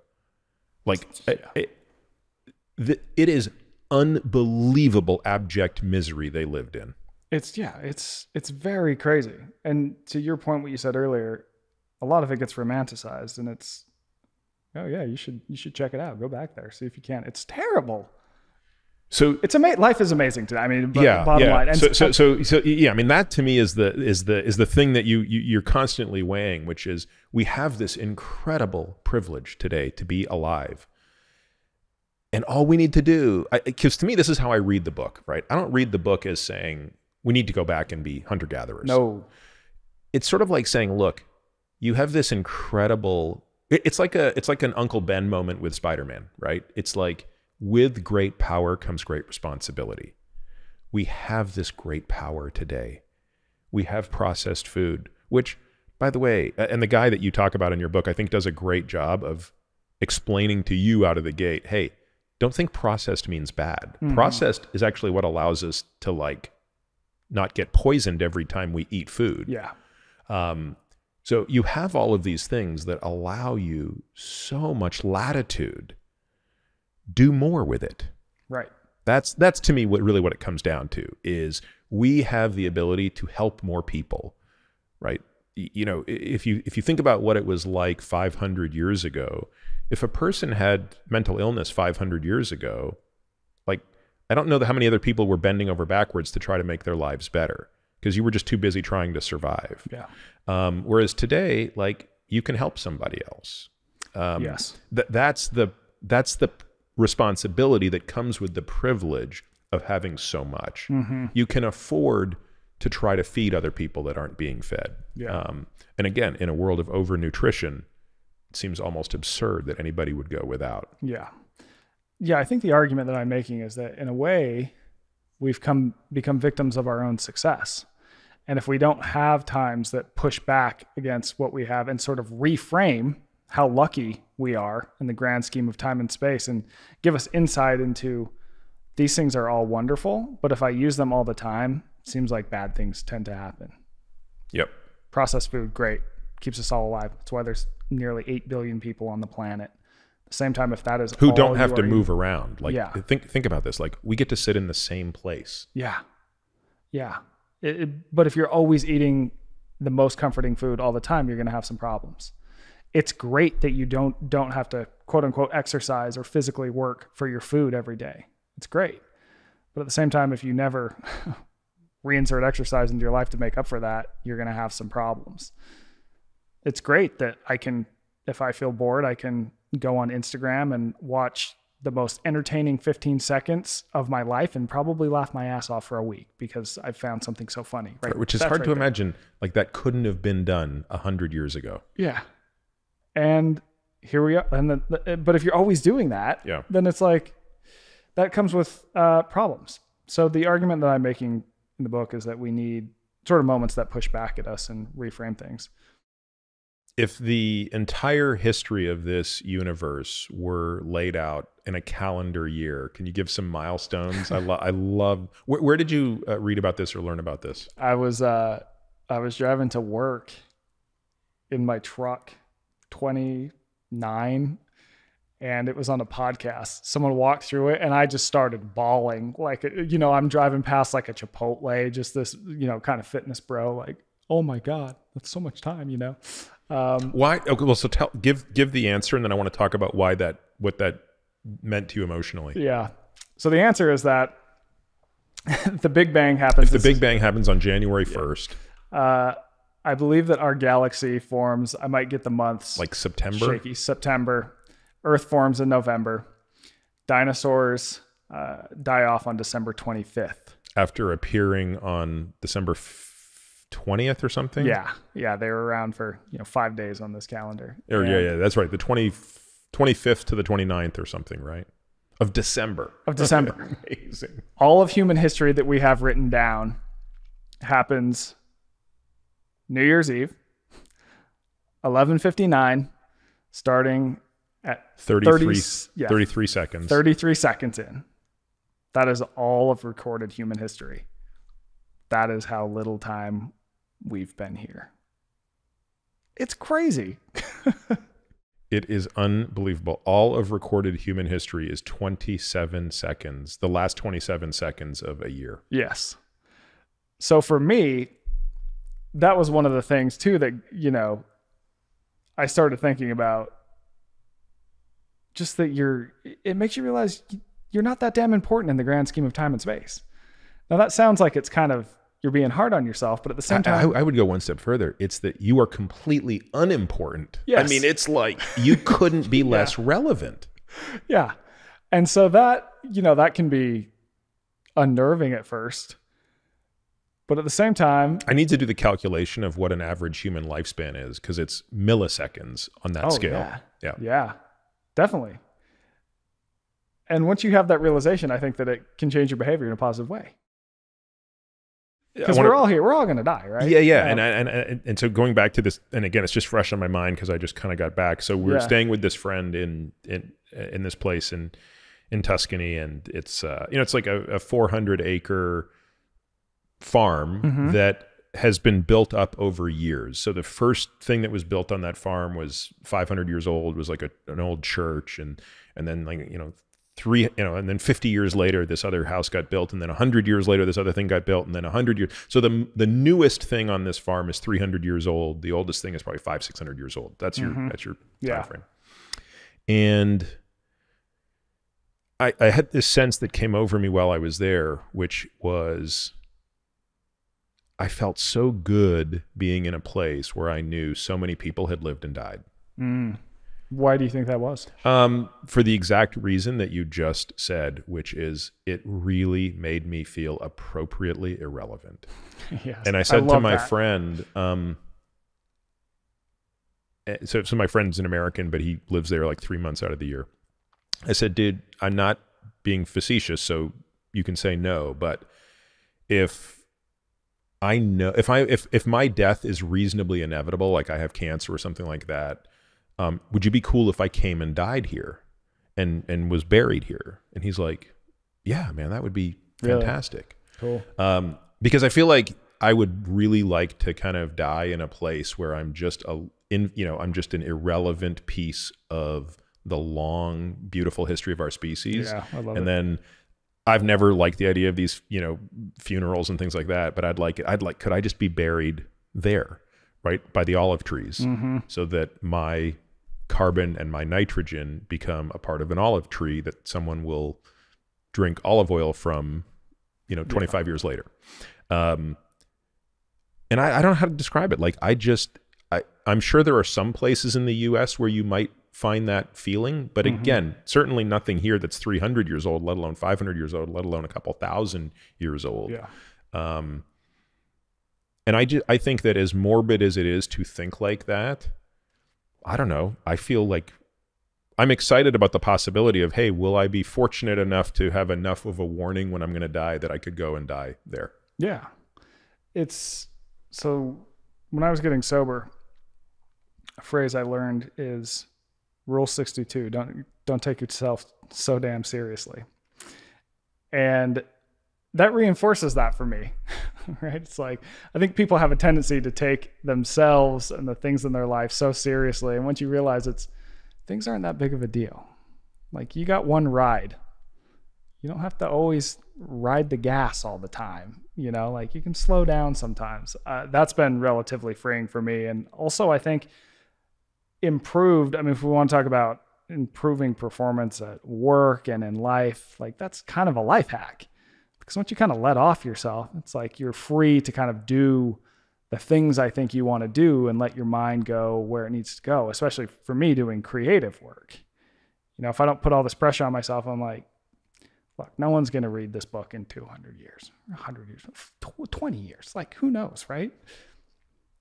Just make it good. Like it's a ride. I remember watching this documentary about the Grateful Dead, one of my favorite bands. They are my favorite band. Oh, really? And I think it was 67 when they're kind of coming up, and they take a bunch of acid, as the Grateful Dead do, living in San Francisco. And how big was the band at that point in time?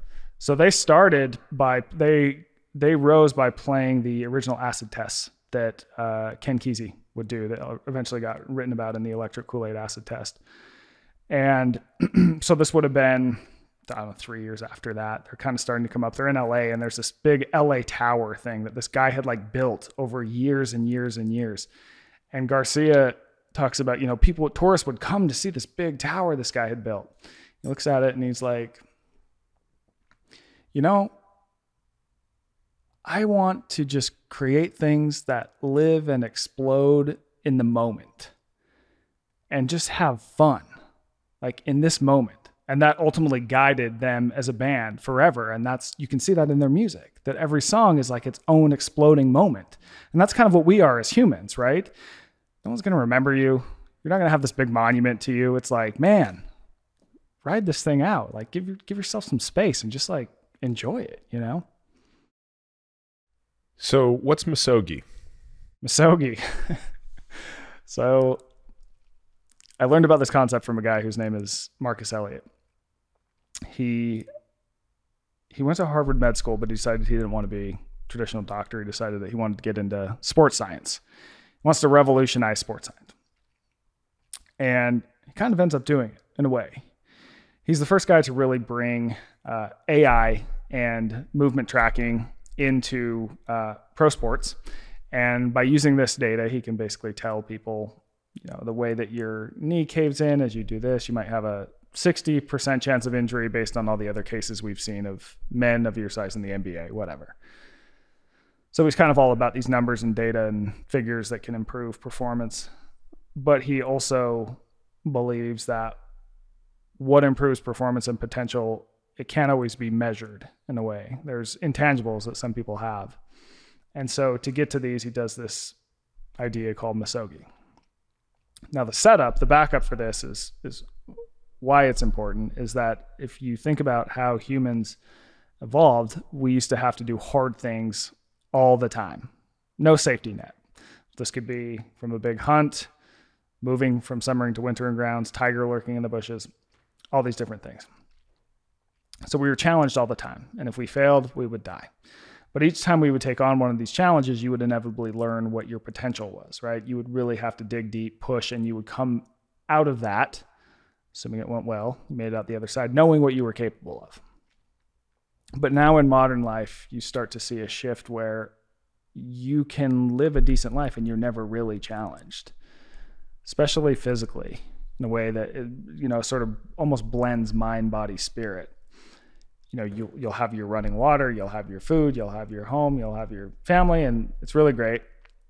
But, he argues, and I'm with him on this, that if you think of human potential as like a really big circle, it's like most people are kind of in this little dinner plate size thing right here because we never explore those edges, really what we're capable of. So enter misogi. And this is this idea that once a year, I'm going to go out into nature, going to do something really hard, some challenging task. So there are only 2 rules of misogi.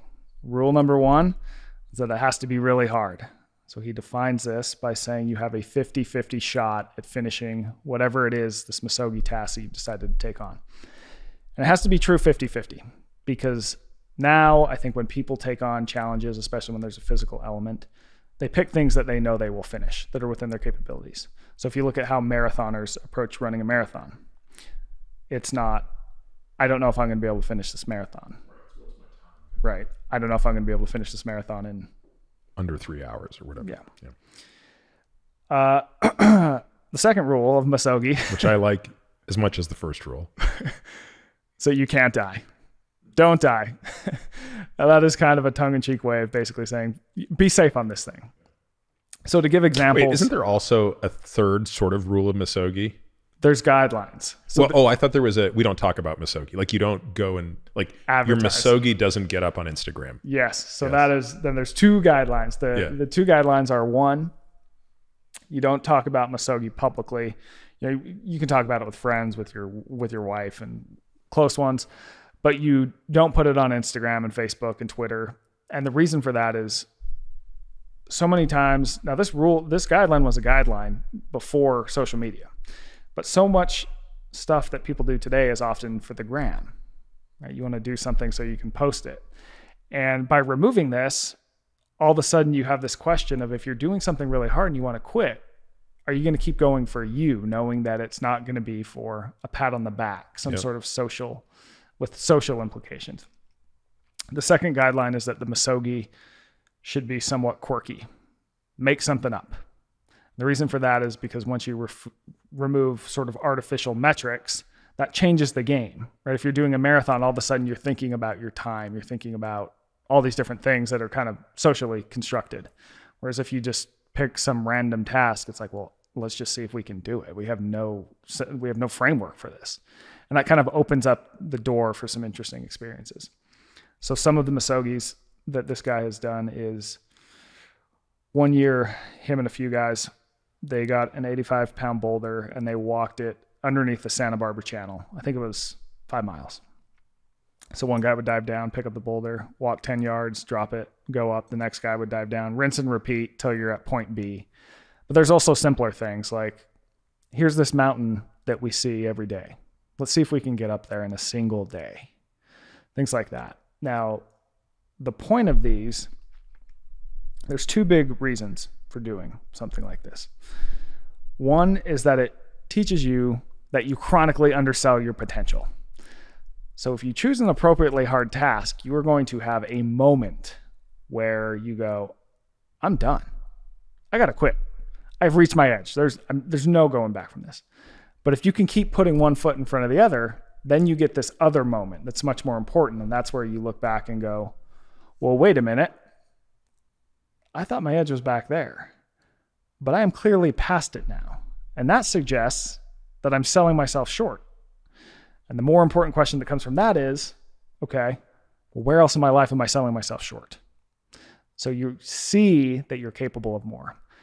The second thing that comes from this is that it can reframe fear for people, because we're wired to avoid failure at all costs, because failure in the past used to mean death. So of course we would want to not fail. But today failure isn't death. It's I don't know, mistyping in an email, you misspeak when you're speaking to a group of people, something like that. Yet we still fear those kinds of things like their death. So sort of dancing on the edge of failure, you can realize that it's not that big of a deal. Now, when I first learned about this concept, it sounded cool. It sounded intriguing. At the same time, I'm like, okay, it's kind of quirky, just like some made up thing. And then I started really researching what was happening here. And we used to call things like this rites of passage. So when we had a young person who was at point A in their life and we needed to get them to point B, where they were more competent, a better contributor to the tribe, what would we do? We would send them out into nature to do something really hard, right? And along the way, they would struggle, they would battle, they would have moments of doubt, but they would ultimately come out on the other side realizing that they were capable of a lot more and they could bring that back into society and improve the tribe as a whole. And you saw these, what's interesting is you see these across cultures. This wasn't that one tribe said, hey, we're doing this thing. It's pretty cool. You should try it too. And that tribe put the word out. No, these just pop up. This arose independently throughout culture. It just arises. And it's also in mythology. So if you look at the work of Joseph Campbell and the hero's journey, it's the hero exits the comfort of home. He or she goes into a trying middle ground. They're faced with battles. They have to go inward and they have to physically strive. And then they come back into society with the treasure or the talisman or whatever it is. Well, what is the treasure or the talisman? It's not the actual physical object. It's the way that person has changed and that change that they can bring back into society. And you've seen a falling away of traditional rites of passage like this, which is why when you were talking about sending your daughter to that camp, I got so excited because I think kids really would benefit, adults too, but kids in particular really benefit from having times where they get pushed to their edges and they have those moments of doubt that they're not sure what they're capable of, but then they cross it and realize, oh, I've got more on board than I really ever imagined. Because you look at what people can accomplish when the conditions are a survive condition, it's incredible what people can do. And it also makes evolutionary sense to undersell yourself. Yeah, keeps you safe. Keeps you safe. Yeah. You don't want to be the hold my beer guy, right? That person dies. So it's a practice that I do in my own life. And as I said, it's when I first kind of heard about it, I go, yeah, sounds kind of fun. Also kind of like, quirky. And then when you start to learn more, it goes, oh, wow, this is actually a powerful thing. And when you look at research on challenges in people's lives, the people who have the worst rates of mental health are the people who have had a ton of challenges, like an overwhelming amount of challenges and traumas. But on the opposite end of the spectrum are people who have no challenge in their life and no traumas. They have equally poor rates of mental health. So it's kind of a U-shaped curve where having enough challenge in your life that you learn that what you're capable of, that you can persist through things, that you've got this, seems to be healthy for people. So speaking of challenges, right? One of my favorite challenges now that we get to talk about, even though it would never rise to the level of a misogi, but as a daily practice, is rucking. So why is it that people like you and I have taken to this thing? And maybe we could start by just kind of defining what is rucking. Rucking is carrying weight for the sake of weight in a backpack. So the word grew out of military circles. So in the military, rucking is just a standard fitness practice. It is the main fitness tool that the U.S. military and militaries all around the world going back hundreds and hundreds of years you use to build fitness for soldiers. It is just carrying weight on your back in a backpack. And it's interesting because this is, again, kind of a feature that is unique to our species. Yes. I started thinking about this when I was hunting because once you kill the animal and you have the meat, you have to pack it out. So if you look at why the human body is built the way it is and what we're physically good at, we're good at two things. The first is running long distances in the heat. So if you've read Born to Run, or that was spawned from a 2004 paper in Nature. By Dan Lieberman. Yep, yeah. By Dan Lieberman. And we have all these adaptations that make us good at running long distances slowly in the heat, and we would use that to hunt on hot days. And it's not even running. I mean, like over 24 hours, we could walk further in a day than an animal could go at whatever pace it chose. Yes. Yeah, absolutely. Like we don't have to be running. We can just simply be walking 3 miles in an hour. And yeah. We'll walk 75 miles in a day. We're unbelievable at covering ground. And animals on a hot day, 4-legged animals, they're not efficient at cooling themselves. We are. That's one of our adaptations. So we sweat. Our noses are really complex nasal cavities that cool air, all these different things. And so we would chase animals down until they essentially toppled over from heat exhaustion, and we would spear them. And then this leads to the second thing that we're good at, which is we would then have to carry that animal back to camp. And we also have adaptations that make us really good at carrying. And we are, in fact, the only animal that can carry. Yeah, I was really surprised to learn how lousy primates are at carrying. They're terrible. Very terrible. So we will still be more efficient. I think we can hold up to 33% of our body weight and still be more efficient at covering ground than most other primates. With no weight. With no weight. Yeah. Just on their own. They have this sort of tipsy, weird gait. There's a technical term for it. I forget it. But it's not efficient at all. And arguably... Yeah, which I completely... like. I weigh 180. I could easily carry a 60-pound kettlebell in one hand. It's easier if I could make it a 30 and a 30, but even a 60 in one hand, it's like nothing. Yeah, most people can. Yeah. Yeah.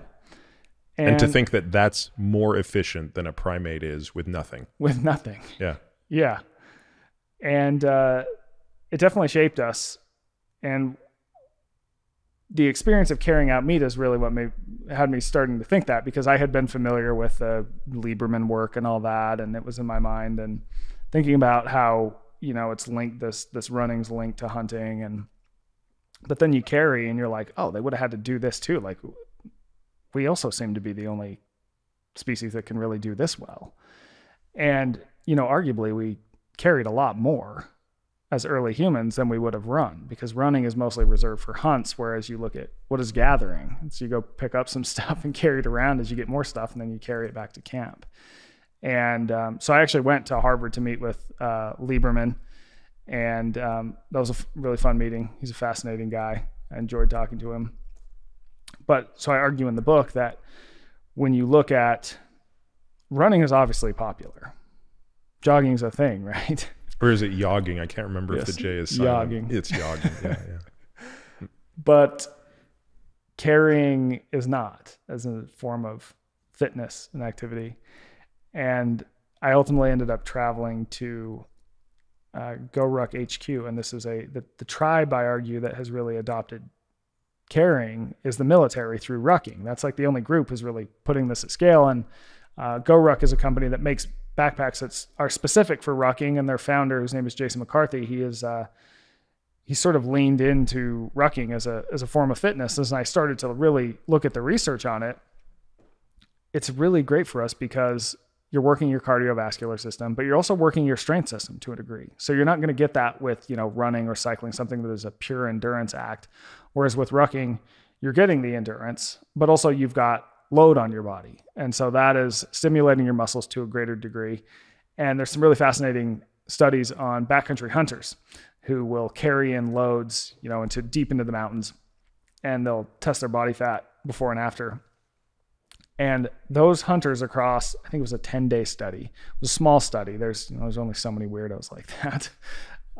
They lost 14% of their body fat, and they actually stayed with the same amount of muscle. Some actually gained like an ounce or two of muscle. So it's really good at melting fat and preserving muscle. And the other thing I think that's, for me, something I really enjoy about it is, most of my cardio is done on a bike. But as you said, there's no load on a bike. And I used to run a lot growing up. That was sort of my thing. And I feel pretty fortunate that despite 60-mile weeks growing up, I still have perfectly fine knees and hips. But I also realize, as much as I would love to go back to running, I don't want to poke the bear. I dodged a bullet in life being able to run so much without hurting myself. But as I'm older, I I just don't think that's the case. And I think when you look at, I think it's about 8 times your body weight is the force experienced by your knees with every step when you run. Obviously weight matters, and the lighter you are, the better. And it's not a surprise that the best runners are, you know, feather light for obvious reasons. But with walking, it's only about 3 times your weight. So when you're rucking, you're walking, not running. Mm-hmm. And yes, you're adding more weight. So let's say you increase your body weight by a factor of 30%. The 30% increase at a 3x multiple of force is much less than your body weight at 8 times the force if you're running.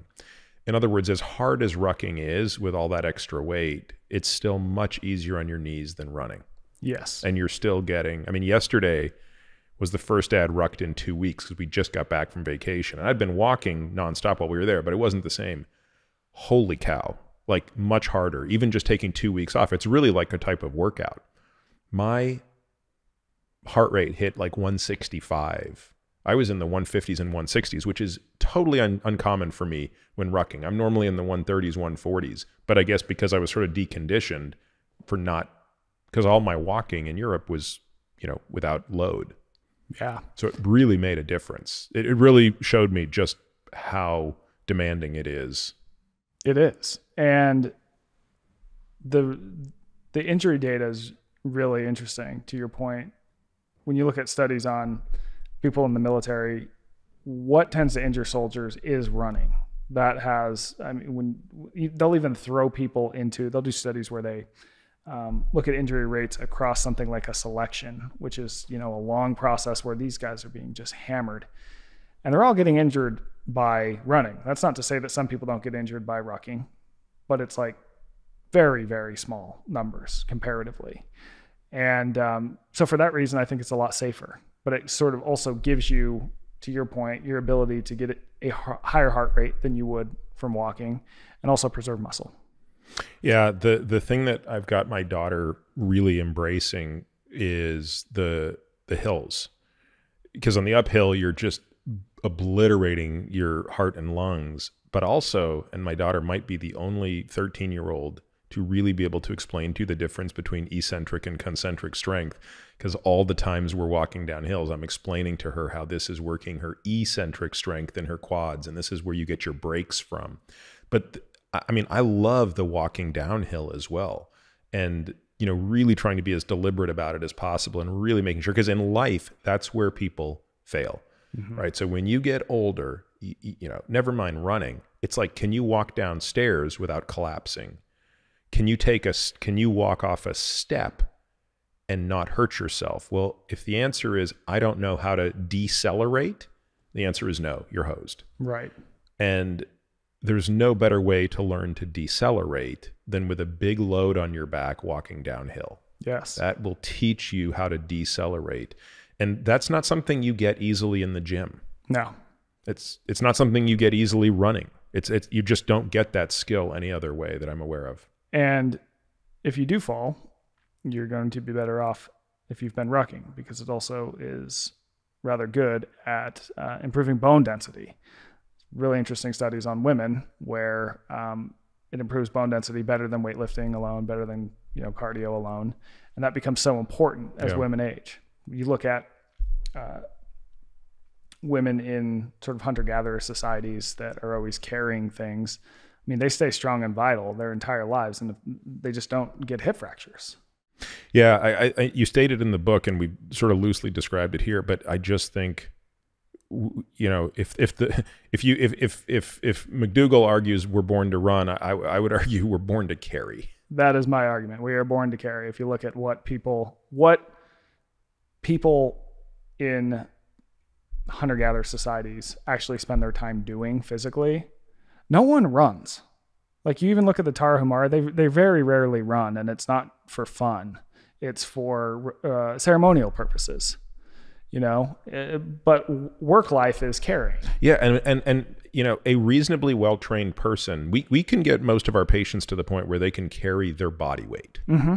Now, again, you're not going to start out there if you're not well-trained, but like a reasonably fit person could, for a minute, carry their body weight in their hands. Yeah.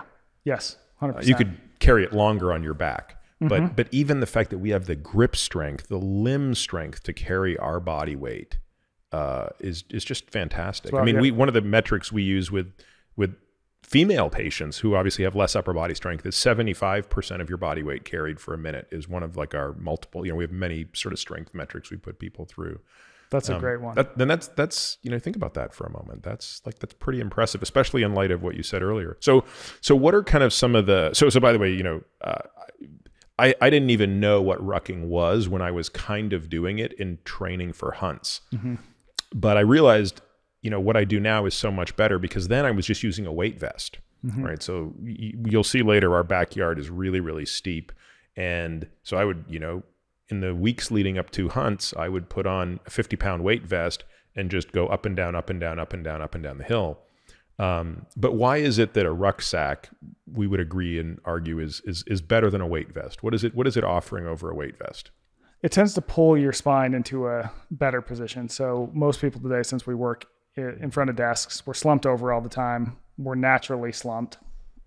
When you put weight on your back, it sort of puts your spine in a safer position, and that can actually seems to relieve and prevent back pain. Now that is according to, I spoke with Stu McGill, who's the back expert up in Canada. And he's a huge fan of rucking.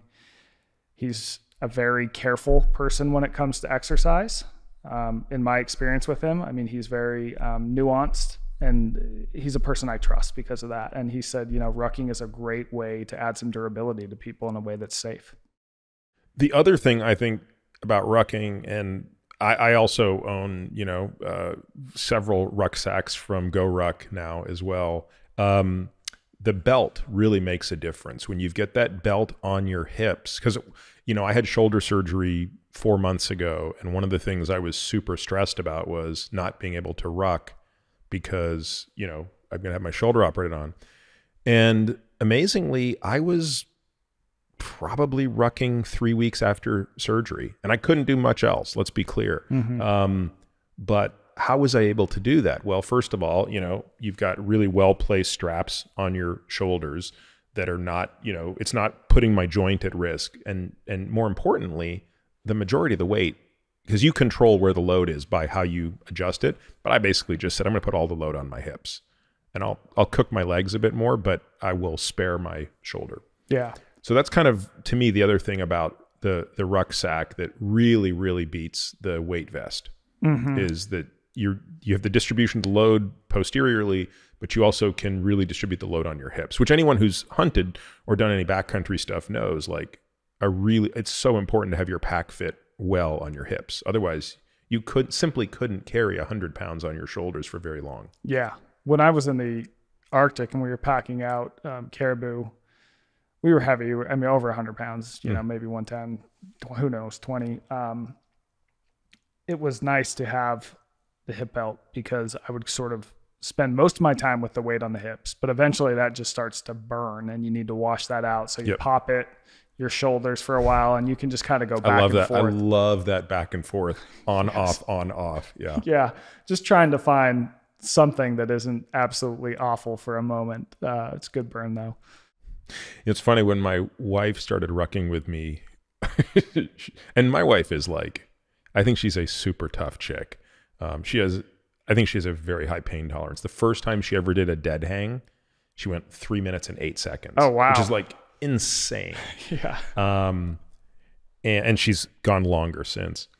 But the first couple times she did it, she was like, oh, does this ever stop hurting?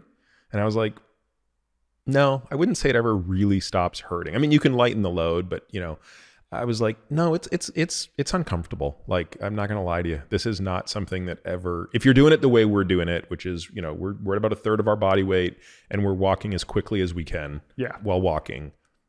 No, this is just uncomfortable. There's no two ways about it. It will be uncomfortable.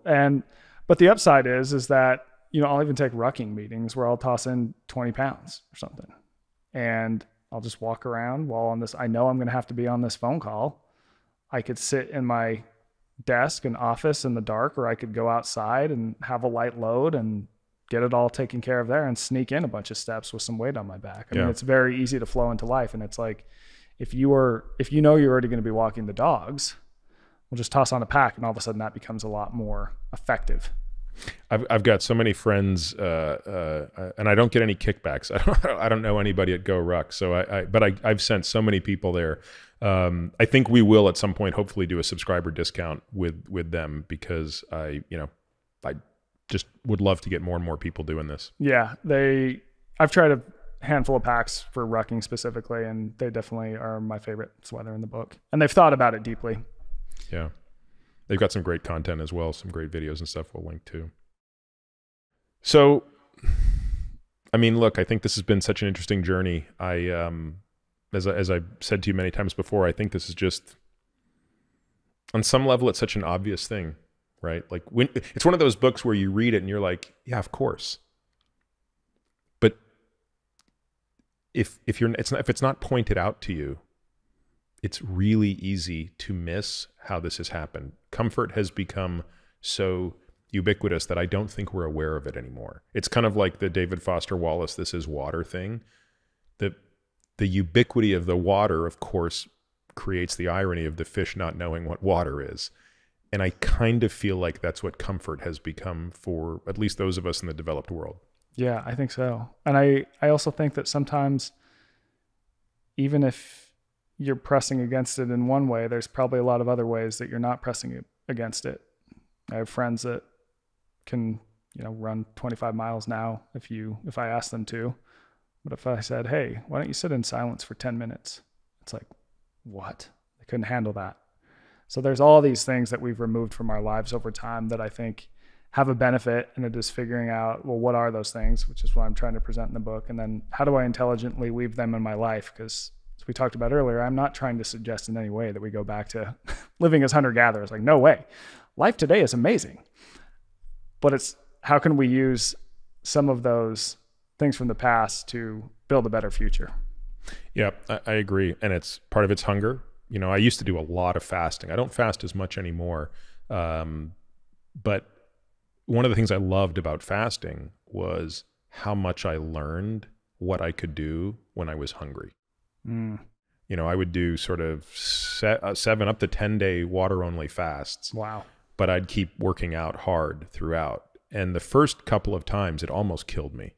I mean, I remember the first time I tried to put myself through serious workouts during a 7-day fast. I mean, I thought I was going to die. Wow. And it's not to suggest that during those fasts I was as strong or, my performance was what it was normally. It wasn't. It never was. But, I just couldn't imagine. And other things, like I remember going to bed so hungry sometimes, thinking I'll never be able to sleep. But yet I did. Mm-hmm. And you realize, like, of course you did. There's no way our species would be here if we couldn't figure out how to do these things when we're hungry. Be it sleep or go out and hunt or do something like that. So yeah, when you think of all of these forms of discomfort, it can be hunger, it can be boredom, it can be a physical challenge. Time in nature. Yeah. Mm-hmm. It's, to me, that's the take home, is we have this incredible privilege, and it just comes with a little responsibility, which is just make sure on a daily basis you are inserting brief windows of discomfort so that you're never too far from realizing that you're in the water, so to speak. You said it. In other words, if you're the fish, just make sure you jump out of the water a few times a day so that you never lose sight of the water you're in. Amen. Yes, sir. Well, you know what we get to do now? Are we going to go ruck? We sure are. Yes. Michael, thanks very much for coming. I've enjoyed talking about this a lot, and I hope everybody picks up the book because it's fantastic. Yeah, thanks a lot, Peter. I really enjoyed the conversation, and now we get to ruck and suffer a little bit. And for dinner, elk and axis deer. Awesome. Perfect day.